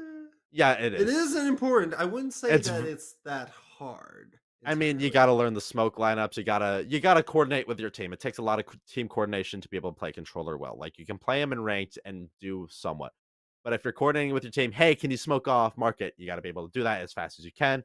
Get the Brimstone stim in, go in. You're doing a lot of shot calling right before your initiators are. And I mean, he was acting like an initiator as well with the combat stims. Yeah, he was. That combat sim actually is really good to have. If you have a fast fire rate already with a gun, that thing's terrible to fight against because you almost never win against high fire rates and high damage. So making the Phantom turn into a stinger with high damage and accuracy. Exactly. Quite a scary thing. It's very scary indeed. And I mean, next map though, we probably should start talking about that. It's Breeze. It is Breeze. This map is picked by Trinity themselves. which I mean, we did see Dallos picking up that operator on Ascent. So we know he likes playing the op. And this is a match, and this is a map where playing operators is almost a necessity because of how large it is and how open it is as well. You can get those long sight lines in, get a kill from halfway across the map, and you're going to be golden because the second you have to push it onto site, you're pretty much going to be going to that site. So getting the kills, getting the gunplay is where it's going to be at. And I mean, if that's what they are more favorable in doing, this could very much favor them, and I can see why they wanted to pick it. But I'm excited to see what sort of comps here are we going to see. Viper again, because are we going to see a Viper? Because this is a very Are good we? Viper map. So probably, Yeah, see, yeah, I keep throwing out, hey, let's see a Viper. Hey, let's see a Viper. Viper was one of those that we saw early, but then the smoke nerf came in. So maybe exactly. that's why we're not seeing that many Vipers, much less Astras anymore. A lot more Exactly. Omens. A lot more Omens and a lot more Brimstones. But I think if you're going to go with a good controller right now, you want to go Brimstone because, yeah, he might not have the range that maybe Omen or Astra does with sending smokes across the map. But if you want to play those fast compositions, which you can, like with Neon, because I mean, you got to figure out a way to incorporate her somehow. I've seen teams do that where they play Neon, they play Raze along with the controller. They can get on site immediately, get 2 kills, and then you're going to be fine. Oh, yeah, definitely. Now, one thing I do think we should see a bit more of here, that we may see, I should be honest with saying, is because it's Breeze, it's gonna be hard to close the distance. That's what Beaver County did religiously. Mhm. Like practically every single time they pushed, it was quick, it was fast, and it was close quarters. Yep. That's how they were successful every single time. With a more open map, it's going to be really interesting to see. And I mean, Breeze is very. You don't see a lot of people playing Breeze because people just don't like it. It's fair. If you're playing it in a Yeah. scrim setting, it's understandable. But if you're me playing Chamber and absolutely only being able to use the operator and maybe sometimes a Vandal, then yeah, I like Breeze. There you go. But That's it if you have chamber unlocked too. well, that is true. That is, yeah. I saw. I'm like, ooh, operator is ultimate. Gimme. So I pretty much grinded out his agent stuff. Yeah, he's the next one I'm going to be working on as soon as I get done working on Skies. Which It's so hard to just grind it out if you only play like one a night. exactly. And I mean, speaking of which, we might honestly see a chamber because it is a very good chamber map. Having those teleporters to be able to rotate on defense, especially getting like B setups through mid or A setups even, being able to rotate like that so you can retake a site quickly is very important because I mean, again, I say it all the time. Breeze is a very large map. Once a team usually decides they want to push that map, unless you're playing Omen or maybe now Yoru, they're gonna be sticking to that point and they're gonna be planning. You know, I do want to point something out. I've yet to see Yoru in any of these collegiate matches. I think people are still trying to figure out how to play him with his rework because I mean I've seen him in my comp matches and there are some definite strategies out there, but right now people are sticking to their bread and butter on duelists with Raze and Jet mostly. Don't see too many Reynas right now, mostly just because Reyna is more of a. I mean, yeah, it's a well, you do see Reyna being played because you I can. see Reyna played more than Jet, kind of. I mean, you in can play comp. in comp definitely because Reyna you can play for yourself. But if you're playing in a team setting like in collegiate, you can play Jet and be fine because you're going to be playing for kills, stuff like that. Yep. It all depends on what these teams want to do composition wise. Yeah. Composition's always a little on the harder side, especially if you don't have a good read on the team. And for Trinity Valley, I feel like this is going to be one of their struggles here is that they have to understand the map here as well as how this team plays. This team likes to play rush like. Exactly. They haven't really played the long range. So that's going to be a little interesting to True. see. We may see a lot more of that neon play, of the Viper play, in order to hide the sight lines while they rush into the site to close the distance on any operators. Exactly. So they may have to look out for that. Yeah, I 100% agree. And I mean, also just no, going into this map, Beaver County is going to be on defense first, and Trinity Valley is going to be on attack, and that is going to be like that as well if we make it to Haven. That is all depending on how Beaver County wants to play this year. Because I mean, I will say Breeze is a little bit more of a defensive sided map. because you can just hold sites. Yeah. You can hold sites really well on Breeze and just dominate. Because I mean, again, it's all a matter of defaulting and how you want to play it there. 'Cause- Yeah, it's like Ascent actually. The only difference is that it's like you're playing mid on Ascent the entire time, Exactly. and that's actually very painful. Mid's always been Exactly. painful in Ascent. True, but we are going to be headed to the Asian Select, and well, Beaver County playing Chamber. I love to see it along with the Viper. Vipers on Yep. both sides makes sense. It's a very good Viper map. There are so many good setups for Viper, and I mean, Viper's Pit, especially on Breeze, being so it covers a large amount of area, and with these big open sites, that's huge. You want to get as much cover as possible, and stuff like that. So here's my little trip with seeing the raise. Don't get me wrong, it's a raise. Yeah. Grenades are good, damage is good, but raise didn't really do a whole lot last match. Sure, they got a grenade kill here and there. They moved fast with their jump-ins, but not really a whole much other than that. At that point, I'm yeah, no, you're good. No, go for it. wondering if we could see a breach. I would love to see a breach. Looks like I'm not getting my wish. Nah, we're not, unfortunately. But I mean, the thing with Raze, they were mostly playing them as like a second initiator, which you can do because you can play Raze with Boombot, get some information out of that way, and double satchel in so you can see where they are. If you get a kill, that's great. If not, your team has info and they can play off of that. So you can play Raze like an initiator. Entry frag is the actual term for it, because there's a little bit of a difference between the terms entry frag and initiator, because Silva's an initiator, but you like to play him usually going at second or third. He can get the info. Sky, you can play like an entry frag because you have the blinds and dog to get info, so you can do stuff like that. Ooh, and how fitting of a map for us in our Heck yeah. tropical settings. Of course, as I am in the most tropical state, Michigan. Yes, as am I as well over here in Maryland. Yeah. We just had snow over this past weekend. Come check us out.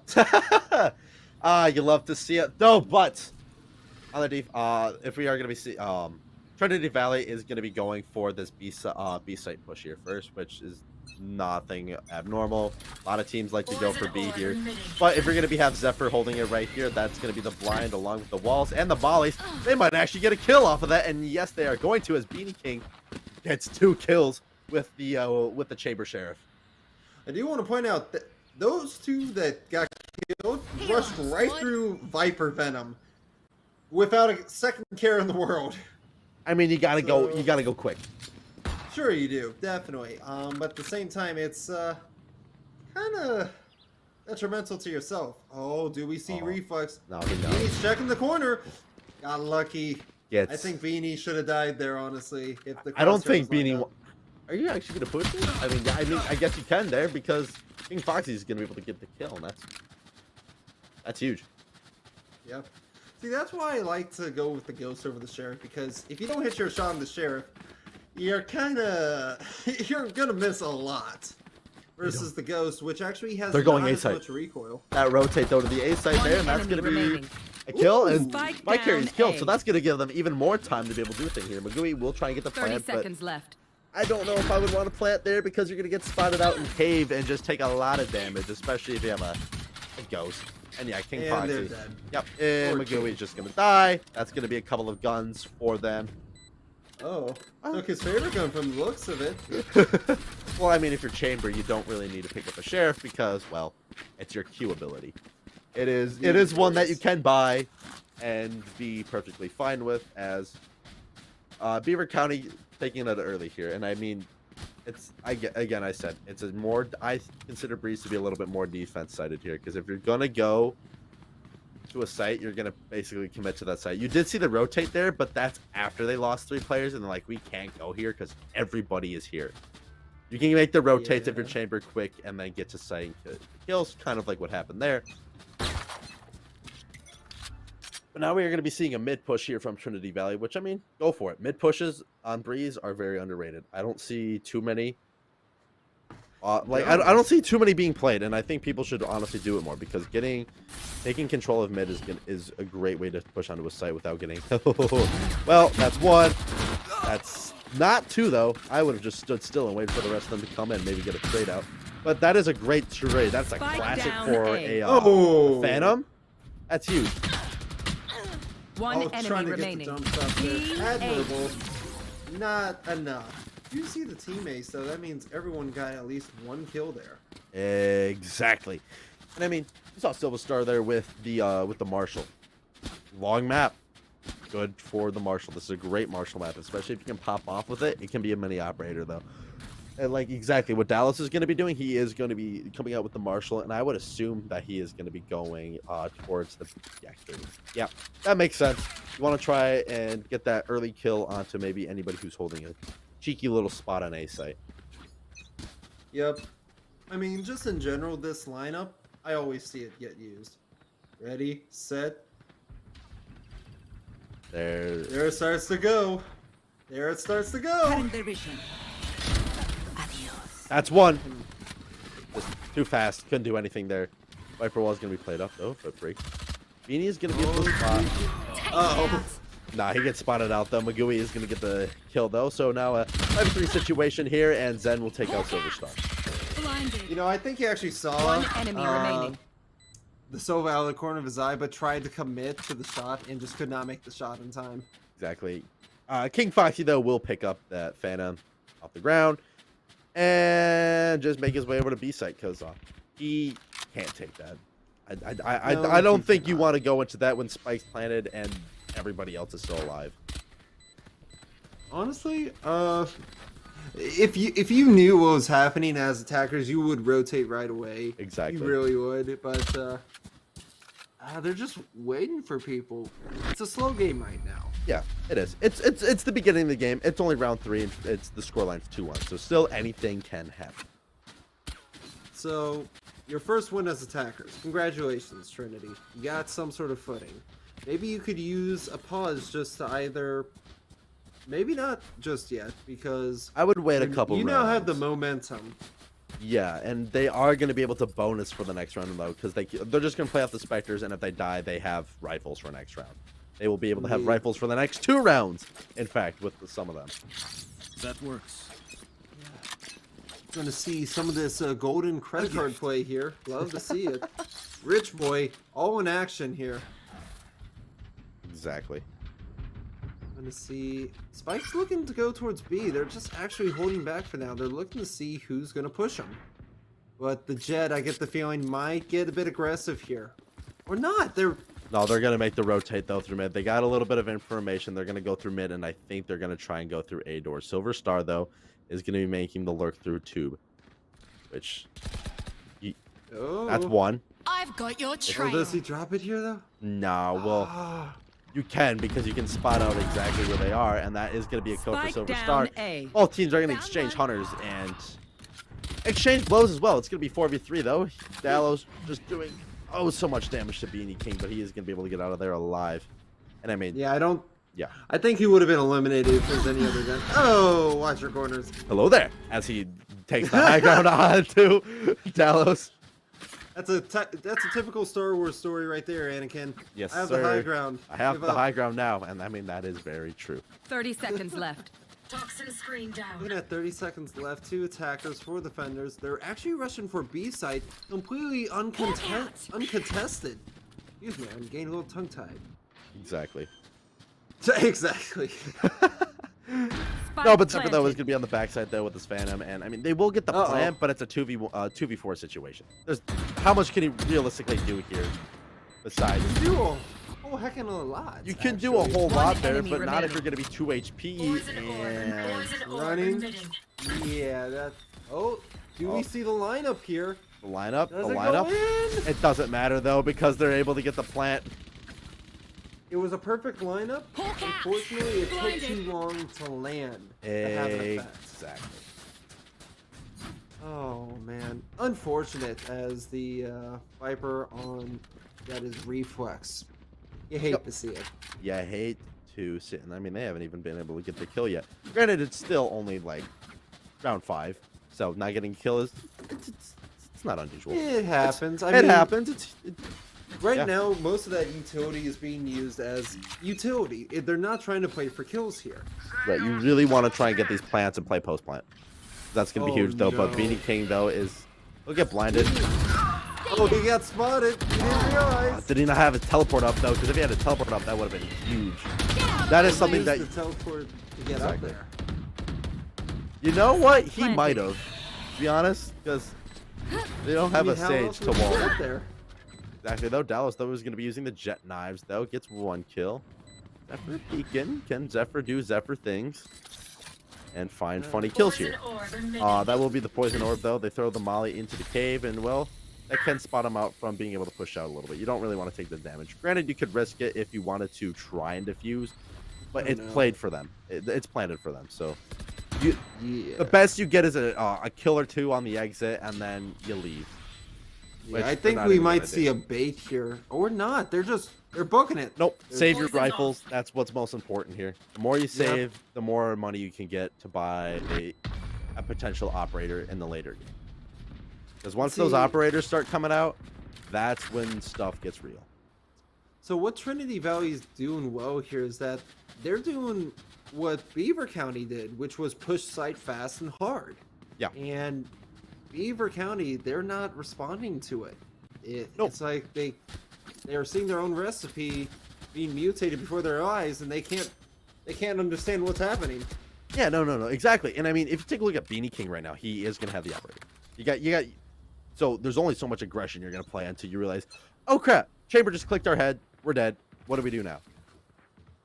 Yeah, and I don't think it was really the chamber. It's just the sheer force of the utility, the thought of the wall being there. Exactly. Shot heard around the world, as they say, as the off tries to find someone, doesn't get anyone. Zephyr will find Dallos, though. That is that's a great kill. Dallos has been one of the carry potentials from Trinity Valley. So losing him in the early game is going to be huge. As Beanie King gets a 1 kill with the op, resets his teleporter down, and is able to go through doors to spot anybody out potentially mid, which that could be huge. If he spots that, they are going to make the rotate to be the. You saw that too. They were so close, and they get punished for it. Unfortunate. Very unfortunate. Beanie King, though, getting a second operator kill of the round, and the spike is planted. So anything can still happen here. Zephyr's Oh, gonna no. spot one. Yeah. You can start diffusing now and just hold an angle because Magui probably won't get the kill in time as... Oh! The Molly kill! The Molly The was line lined effect. up. So Molly was lined up, but they are able to pick up the operator, which is huge. So that's just it. It just takes so long to line it up that you're very vulnerable when you stand there. And they got killed, but not without sending a Hail Mary from the grave. Exactly. And I mean, good on him for trying to stick it out. Like, you at least get it halfway. That's the best you can do in that situation. Well, trying to make sure they couldn't get halfway was the objective of Reflex there. Exactly. Looking here at 4-2 in the favor of the defenders. The Viper hit goes out already on B site. Which... And I mean, that's a great play. You want to be able to force them into one area. You can control that. I mean, that's the name, controller. You can force them into an area, then you're going to be good for going in and trying to get kills here. But they're all stuck in this mid doors area. Now they know that because they're not going to go B. They know exactly where it is, and that's going to be 1 kill, 2 kill. Yeah, this is exactly how they wanted to play it out, and I just love seeing plays like that go into fruition. Because now Zephyr's able to, barely fall into the play. No, barely makes it out alive, and so One get enemy the next remaining. kill. 3v2 situation. Beanie King gets the kill with the sheriff on the head, Raised and it. now they can try. Snow finds 1 kill. He used the goodness to just sneak away. I mean, they have an angle on the door, so they can try and go for the defuse here. Well, they were right there, and they're gone. Because the operator is 1 shot, 1 kill, and 5-2 is now the scoreline. Oh goodness. This is why I hate ops. I honestly hate these one-shot things like this. Nah, They're I not love fun it. to play against. Nah, but they're fun to watch, though. I'll admit, they're fun to watch, they're fun to use, not fun to Exactly. play against. Exactly. 5-2 now, though. If you're Trinity Valley, you are able to buy rifles here, and you have 3 ultimates you can use. So if you can go onto the site fast and play it real quickly, you can play for the post plant here with Sova because he has the Hunter's Fury. That's a good spot. Yeah, this Hunter Fury here, you might actually want to use it right away in the tubes here, just because there's always someone lurking in tube on defenders when you're first pushing through A. Welcome to my But world. they're actually getting a free site push. No one's contesting them, and they're already planted. Nah, but Zen will break his kneecaps just a little bit there. As I mean, if you're nobody, you could honestly use the Empress here. Well, there that goes is your a kill pit. you do not Healing want over because here. that's the Viper pit gone, and that exposes the spike. Yeah. I mean, you got healed up by Mugi, but oh no! One enemy remaining. No. I mean, they tried playing the plant there by getting defused, baiting out the Hunter's Fury, and I mean they did exactly what I said they were going to do, just today, I'm afraid. to not great success, as the scoreline is now 6-2, and this is becoming a little bit now more of a snowball. I mean, if Bean dies here, he can buy an operator again, or he can ult and have enough and be fine. King Foxy will also have the showstopper and nobody Nico with the Empress, so not too many impactful ults, all of which are really meant to Teleport get ready. kills. But if you're Trinity Valley, what do you do here? You have to play the save round well, because you can save for next round, get the rifles, and be in a good position. So remember what I said about being able to rush them? They should really try it. Just Yeah, go they for it. honestly should, because they had site control over A thanks to the Viper pit, And here's but the they rush. didn't utilize the space. Yeah, and that's exactly got they your played the rush trail. here. But now the Spike post plant is planted. going to be in effect as well. That will be the Trailblazers. Going to try and do something though, but Beanie King is going to miss his op shot onto Dallos.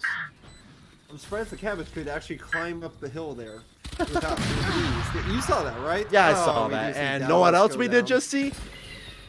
An op shot to the head, which is unfortunate though. The spike is planted for them. Oh no! That's huge, but Zephyr will get 1 kill though onto Snow, and if Beanie just peeks this angle here with the operator, you're going to be fine and dandy. But no, he is going to get taken down though. Spike. Last player standing. Can they get the defuse? Yes, they can. Oh, wait, can they get the No, they defuse? can't. No way. You know what saved them there? The one shock arrow. The shock, shock arrow part was the so not clutch. even halfway. If it would have been halfway, they would have got it there, but they did end up saving the operator in the end for Beanie because he likes it. I understand. Yeah. I get you there, but no. Trinity Valley, it's great. 6-3. So now you could in theory forfeit the next 3 rounds and try and see if the 9-3 curse goes into your effect on the defender sided of the match. Maybe it works there, but you really want to get the next 3 rounds. You wanted to make it tight at the half, have a defense, be in a good position. You know, before Breeze, 9-3 curse was never a thing. I'm gonna be honest. During the yeah. entire time I played Valorant prior, there was never such a thing as a 9-3 as we see. Oh, poor old King get eliminated by Dallas. I mean, this is the first B push in a while, I will Spike say. They've been planted. mostly going A, so it makes sense that they wanted to set up for A. Yes, it does. Now, and you have complete control over B thanks to your Venom wall there. Exactly. Beanie goes down. Oh no. That's the There goes operator. the down. op. Yep. 3v5 situation. Dallas is going to be committing to jet knives as well. He's hungry for those kills. Reflex is One taken out by enemy Silver Star, though. remaining. Zen getting the next kill on a Silver Star. And wow, this is... Yeah, the attackers are going to take that. Well done by Trinity Valley. Finally starting to get their footing in the ground. 6-4. You know, Trinity looks like they're starting to come alive here in these last 2 rounds. So hopefully they can keep the pace up with the following 2. This one and the next for the half switches. Exactly. But I mean... Zen here on the True. off. What do you think? You think I want he to has see... it? I think... You know what? He's got it in him. I trust him. I trust him. Alright. I want to see a Honestly- nice crisp op kill here. I think he's gonna get shut down real quick. I'm gonna be honest with you. And peeking. Okay. It's Poison orb emitted. Once again, another B push here. Oh, Snow will get Zephyr, and Dallas will get King Foxy. Though Snow will use the dismiss to be able to get out there alive. But 3v5, and they are going to have to plant. Spike So you are planted. going to have to play for post plant here, which you don't really have much util to be able to play for post plant here. And you did use your and you just had your last buy round as well. Yes, you did. Right now, Chamber is using his ult here, so he's got to make these next skills count very well. Otherwise, One enemy Well, remaining. That's yeah, not a going to waste of happen. ability. Unless Silver gets an ace here, it's Trinity Valley's round. Yeah, Yeah. Silver realizes, nope, it's not worth it. I could just hear the exact moment in the comms. Just save. Okay, melee, run out. Now, what you should do, and I mean, it would be a very smart idea. Send one person over to A site, like after you get that plant and get those kills, just in case of a potential exit frag.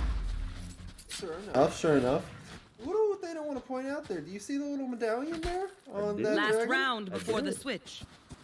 I'm trying. I have never been up to that rank. Is that rank? Let's see. Radiant Yup. shows the skill of the player wielding the gun. Very true. Very true indeed. Last round in the half, though, 6-5.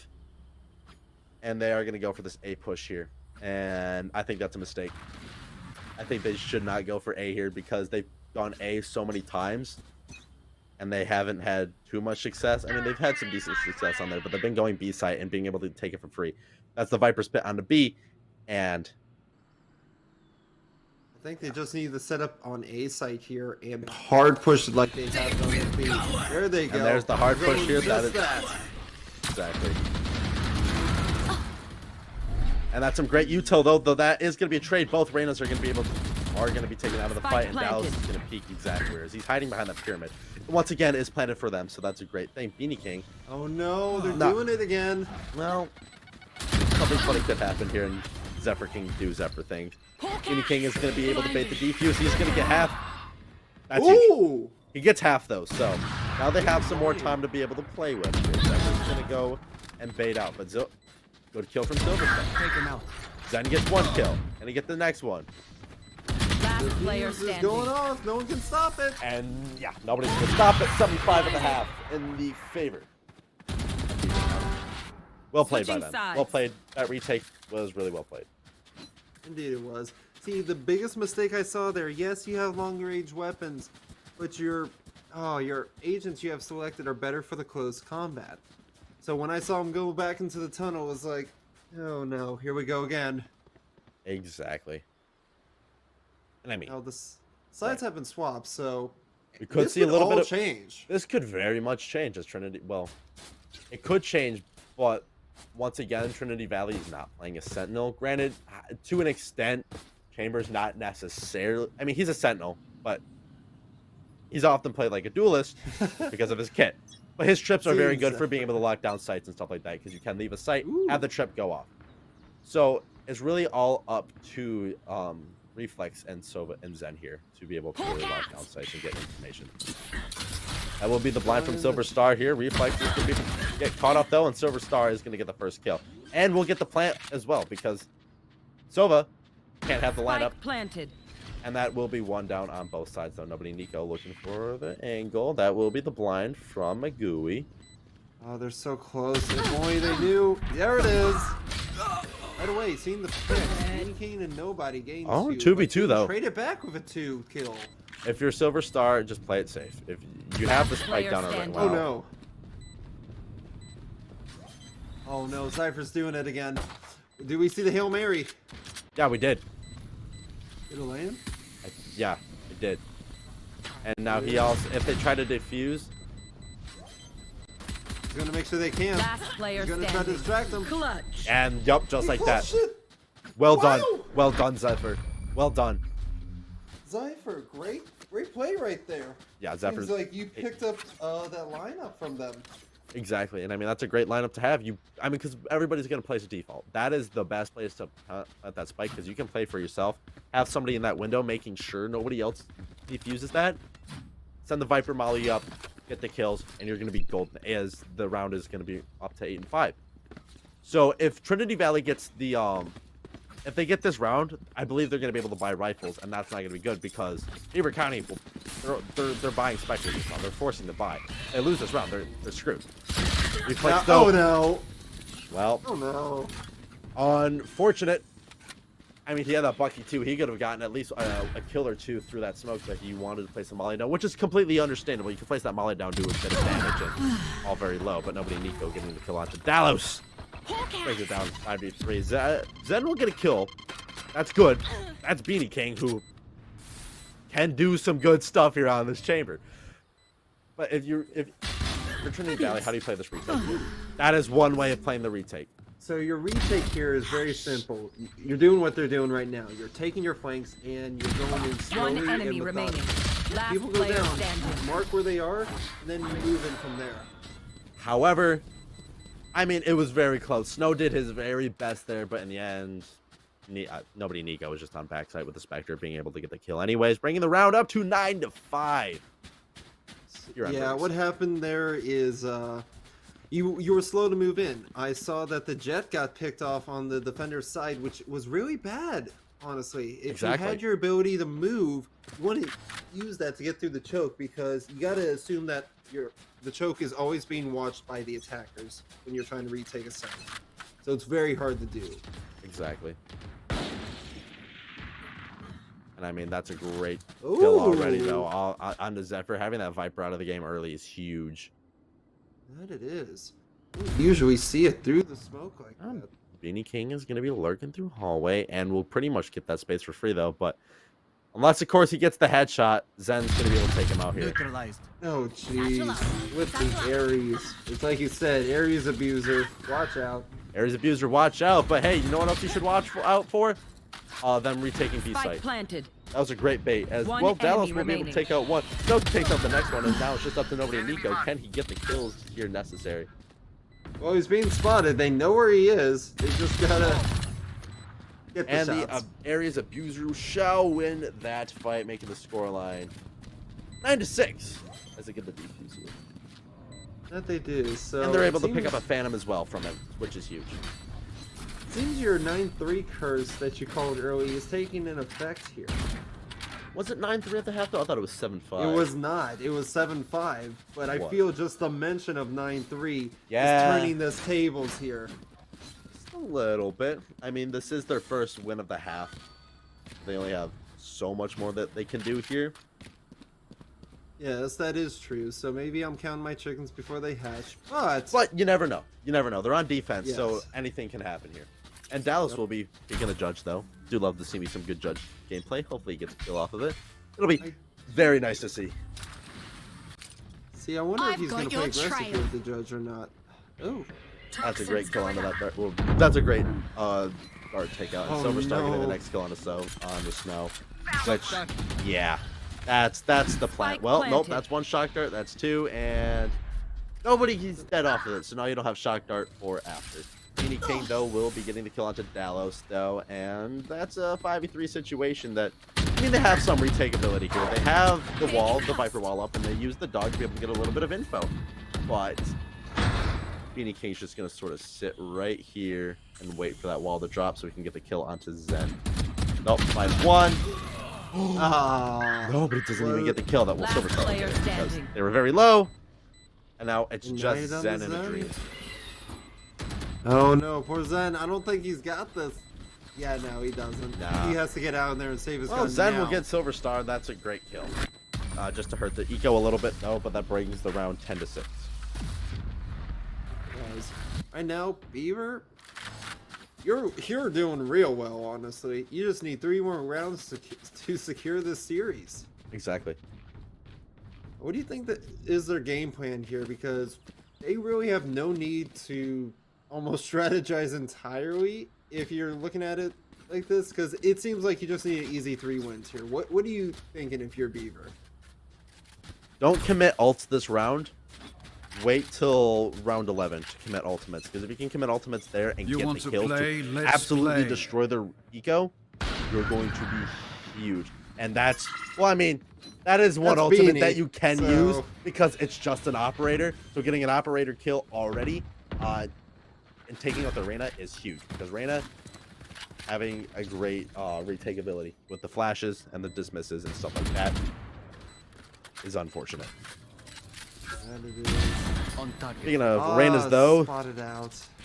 Nico will get taken out by Zen, though. 4v4 now. little bit of information being sent out here by the drone. They're just waiting until that drone.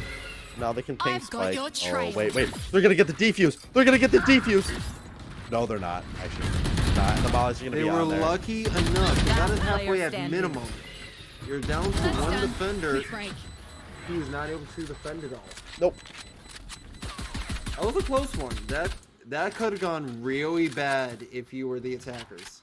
Exactly. And I mean, now Beanie King is going to have an operator here. I mean, why not? Your I team feel can like all that's buy. a flex buy right there. That's a flex buy because his team can be able to pick up for his slack next round if necessary. And if they get the site here, I'm very certain that they are going to be able to win the map. Because if you get this kill, that is all of their rifles and all of the economy gone for Trinity Valley. That is, in fact, I was actually expecting a B push because of you see Beanie King set up here, but we might see him go towards A as they take out Snow right away. Hard to say. Yeah. And that is something you don't want to get that early pick out. Wait on site before they push in. Because if you can do that, playing retake is way easier than trying to go for kill. Oh no! See, Spike that's down, exactly what I B. mean. You can just hold site right there, wait for them to push in, get 2 kills, 3v5. That's where you check your corners. You don't go running in with an op like that without checking the corners. Why was he running onto site with an operator in the first place? That's That's what I was asking too, but you know what? like we whatever, said, that was a well, flex buy, so whatever floats your boat, and that is going to be the Hunter's Fury though, to trying to disrupt the plant. And I mean, nobody Nico's going to be just using that Empress here, and that's going to be the flash, and oh, so that Fun. happened. that happened indeed. Even I didn't expect them to Your live through Beaver that. County just They play do slow get here. spotted. Hawk out. There's no reason to swing into a Blind. sky or anything like that. One enemy remaining. Ooh, there's only one. He's one. Yep. And yeah, But he got this defuse. well played by Trinity Valley. Dallas getting 2 kills at the beginning is huge, and that was also, I will say, a misplay there from Beaver County. Setting in your chamber with the operator on site. Leave them in window until you can get that spike diffuse, because if you can do that, you can get some good information on where they might be. But speaking of operators, I get the feeling Beanie actually went in there on his own accord, and that wasn't really planned on Beaver County. true, So very true. I thought I would throw that out there. No, because you that's were. what it appeared. Yeah, exactly. And I mean, this is going to be huge. If Trinity Valley can take this round, they can be in a very good position to try and get at least maybe bring it somewhere close to overtime. Might see the op pick right away here. Oh, not quite. He runs away. Welcome to my Oh, world. that's going to be 1 kill. That will be the Viper's committed by the attackers. And I mean, Viper's it's going to be huge. Just let your Viper just chill out. It's Zephyr, so he can stay alive. He can handle himself. We know he can do it.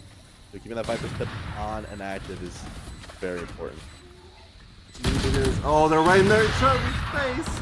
And Got that's just spotted first. exactly why, because now it's One 4v3, enemy remaining. 4v2, 4v1, Silver Star getting 3, and my goodness, go get the wallbang, go get the kills, and they shall bring it to, not match point, but Match game point. In this series, it is match point in favor of Beaver, but overall in our series, this is all or nothing right here in this round. If they win it, they're done. Everyone's done. They go home. But if Trinity can come back from this, That would be insane. what an underdog story right away.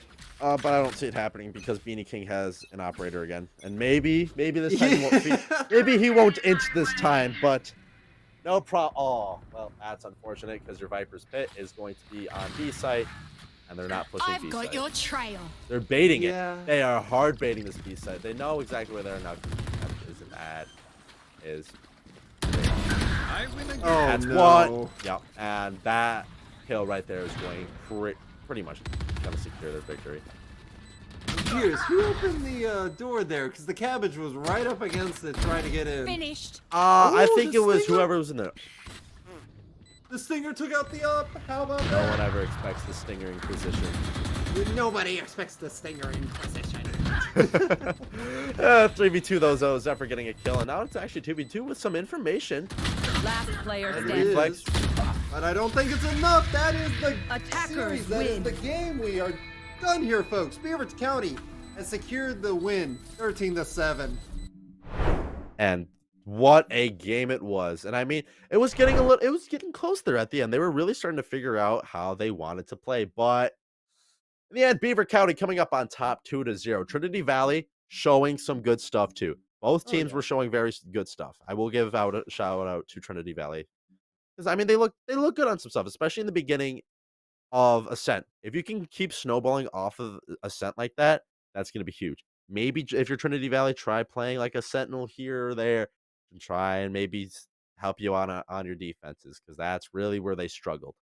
But I mean, Beaver County though, what can I say? They were popping off, especially Zephyr though, especially on map 1 dropping 30 kills as Brimstone of all people. Not Jet, not Reyna, not Raze, not any duelist or chamber. Nah. Brimstone, Brimmy with the stimmy. Yes, indeed. For now, we are going to go to a break, trying to find an interview here. Don't go anywhere. We'll be back real soon.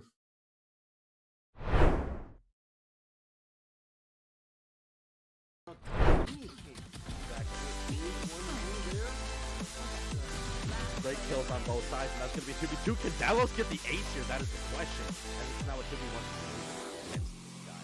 Right there, and he knows once that Oh info no, goes they've up been from the start, spotted. you know exactly where it is, and that's going to be the ace. Round 1. Sentinels be able to go on a rotate on a word break. That is a great way to get a kill, and Zephyr can get a kill if he really finds one. Zephyr finds one. Situation now. Is going to find one out to Gallows. Nobody Nico gets a second stone one of their own. So a 2-for-1 trade is pretty good. And Zephyr getting a nice kill here. That's exactly what you want. And the Defenders win their first round. We are going to find out. Oh, it's going right there. 1, 2, and gets one. Yes. It hits, and it's a direct contact to C. And I love how they're just all rotating together. That's a great way to be able to play here, but that's going to be a pull. Getting 3 kills and Reese like that was reset on, and I don't think Reese will find that. No. Looks like we'll find one. They did get halfway, so we just have to get the rest of it now. Nah, it doesn't matter because Zephyr will find it and go to that player. Oh no! I mean, well, this is Zephyr. He has been popping up all around. He does have Vandal. So anything's possible here. We've seen it before. He gets the ace. He's looking for the thing. I mean, he gets the ace. He brings it to that point. I think he can do. I think it's going to happen right here. As that's going to be the 4th kill, the 5th kill, and that's going to be Zephyr with the ace, bringing them to match point. And my goodness, looking to close out this map right here and right now. Of course, they can find a cheeky little kill, but there's no need to push. There's no need to rush. You're in a good spot. Indeed you are. We do see the Wolf trying to find some intel. Gets the intel that it can. One enemy remaining. Beanie gained actually 2 kills, gained the triple, and Attackers win. you see Come in, maybe get a trade out. But that is a great trade. That's a Spike classic down for A. a Phantom. That's huge. One trying enemy to get the remaining. jump shot there. Team Admirable. Not enough. You see the teammates though. I mean, you got healed up by movie, but oh no. One enemy remaining. No. I mean, they tried playing the plant there by and Danny, but no, he is gonna get taken down though. Like, Last player standing. can they get the defuse? Yes, they can. Wait, can they get the No, defuse? they can't. No way. You know what's saving there? The one shot That arrow part was so denied clutch. eating. Yeah, we did. Yeah, we did. And now he also, if they try to defuse, Make sure they can. Player Gonna try to distract them. and yup, just like that. Now they can think like, oh, wait, they're gonna get the defuse. They're gonna get the defuse. No, they're not. Come on, it's gonna They be were on there. lucky enough. They got us halfway at minimum. They're down to 1 defender. Who is not Barely worked. Oh they're right in there. That's exactly why, because now it's 4v3, 4v2, 4v1. Silverstar getting 3, and my goodness, no one ever expects the Stinger in position. Nobody expects the Stinger in position. 3v2 though, Zephyr getting a kill, and now it's actually 2v2 with some information. Last player standing. Reflex. But I don't think it's enough. That is the Attackers that is win. the game. We are done here, folks. Howdy.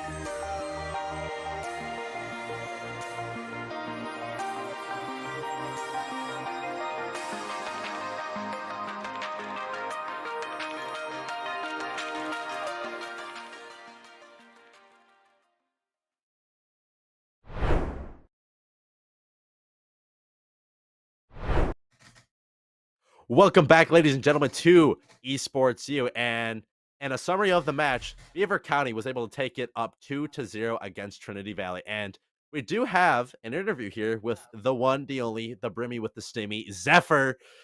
And my goodness, that was a heck of a match, man. How are you feeling?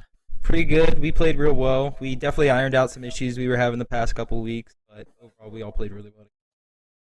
Heck yeah. And I mean, I'll get right into it. So what are you guys thinking about, like, with your comps on Ascent, especially because Breeze, it's a little bit more clear cut, but like with Ascent, with the double Sentinel and the Brimstone, obviously, what were you guys thinking there? Well, Brimstone, his molly is 8 seconds, so post plant is absolutely ridiculous if you have lineups for him.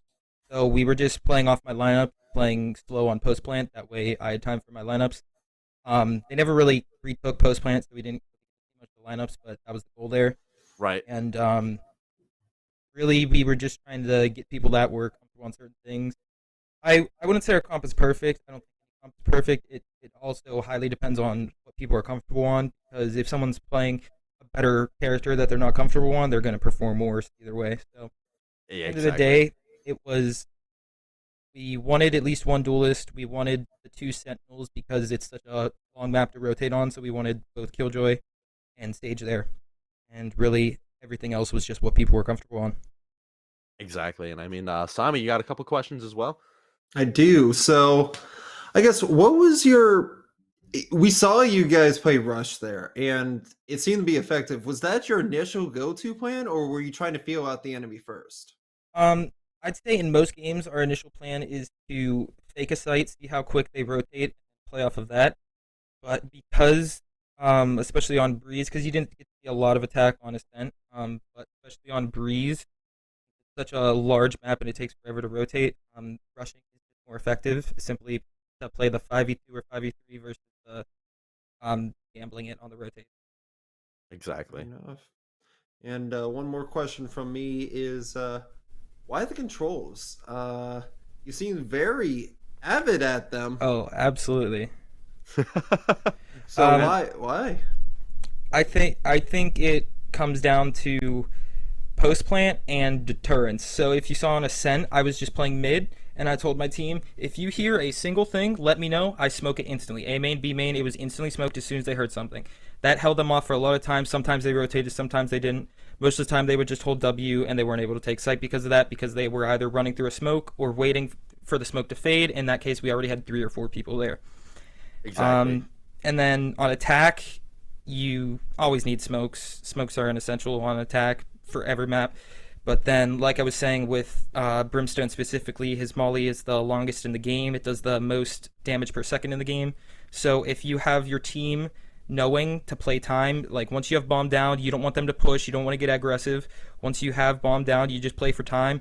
And then bomb takes 40 seconds to explode, so I count 25 seconds down, and I shoot at 15 seconds left, and that'll leave the bomb. That'll have the molly go away at like 2 seconds left on the bomb, which wouldn't be enough time for them to defuse. Exactly. And I mean, that's exactly how you want to play those controllers there. Setting those mollies on post plant is extremely well. I mean, if you have the lineups, might as well do it, especially on. Absolutely. We've saw it a couple times on Breeze where mollies may or may not have changed the way a round have gone. Yeah, there was that one close one where we won the site, but Viper was playing her lineups. But luckily, we took site fast enough, so we were able to take it before she got her lineups off. Exactly. And I mean, it was really well played. And I mean, well played. Anybody you'd like to shout out or like thank or something like that? I think everyone played extremely well. Everyone did their role. It was a little rough at first. They picked up the first 4 rounds on us, I think. Everyone's aim was shaky. I let everyone know what we were doing wrong, including myself, because everyone was making small mistakes. We adjusted really well, and we played really well together. Heck yeah. And I mean, Seems I like love it. to see it. And Zephyr, thanks again for coming on. Congratulations once again on a well-earned victory. Go celebrate St. Patrick's Day. Have some fun. But yeah, thanks for coming for the interview. All right, thank you. Of course. And that will pretty much be it for us tonight. From me and Sami tonight. There is still going to be 2 NJCAAE VAL matches and 1 ECC VAL match later tonight. Those matches are finished. There is 1 more Valorant match. And then tomorrow, not sure what the times yet. There will be a couple of Overwatches and League matches played. So all here on twitch.tv/esportsu, which if you haven't followed yet, go drop a follow and go follow us on Twitter as well. And I mean, Sami, that's it from me, I think. Well, as for us, you're going to see me around on Twitch a lot more than you'll see me on social media. So be sure to follow me there if you want to see some more action. Exactly. And you know, I'm happy. That was a great game. It was really well played by both teams. And I mean, once again, CBCC able to take the dub 2-0. I have been Rebel. I'm Sami. Take it easy, guys.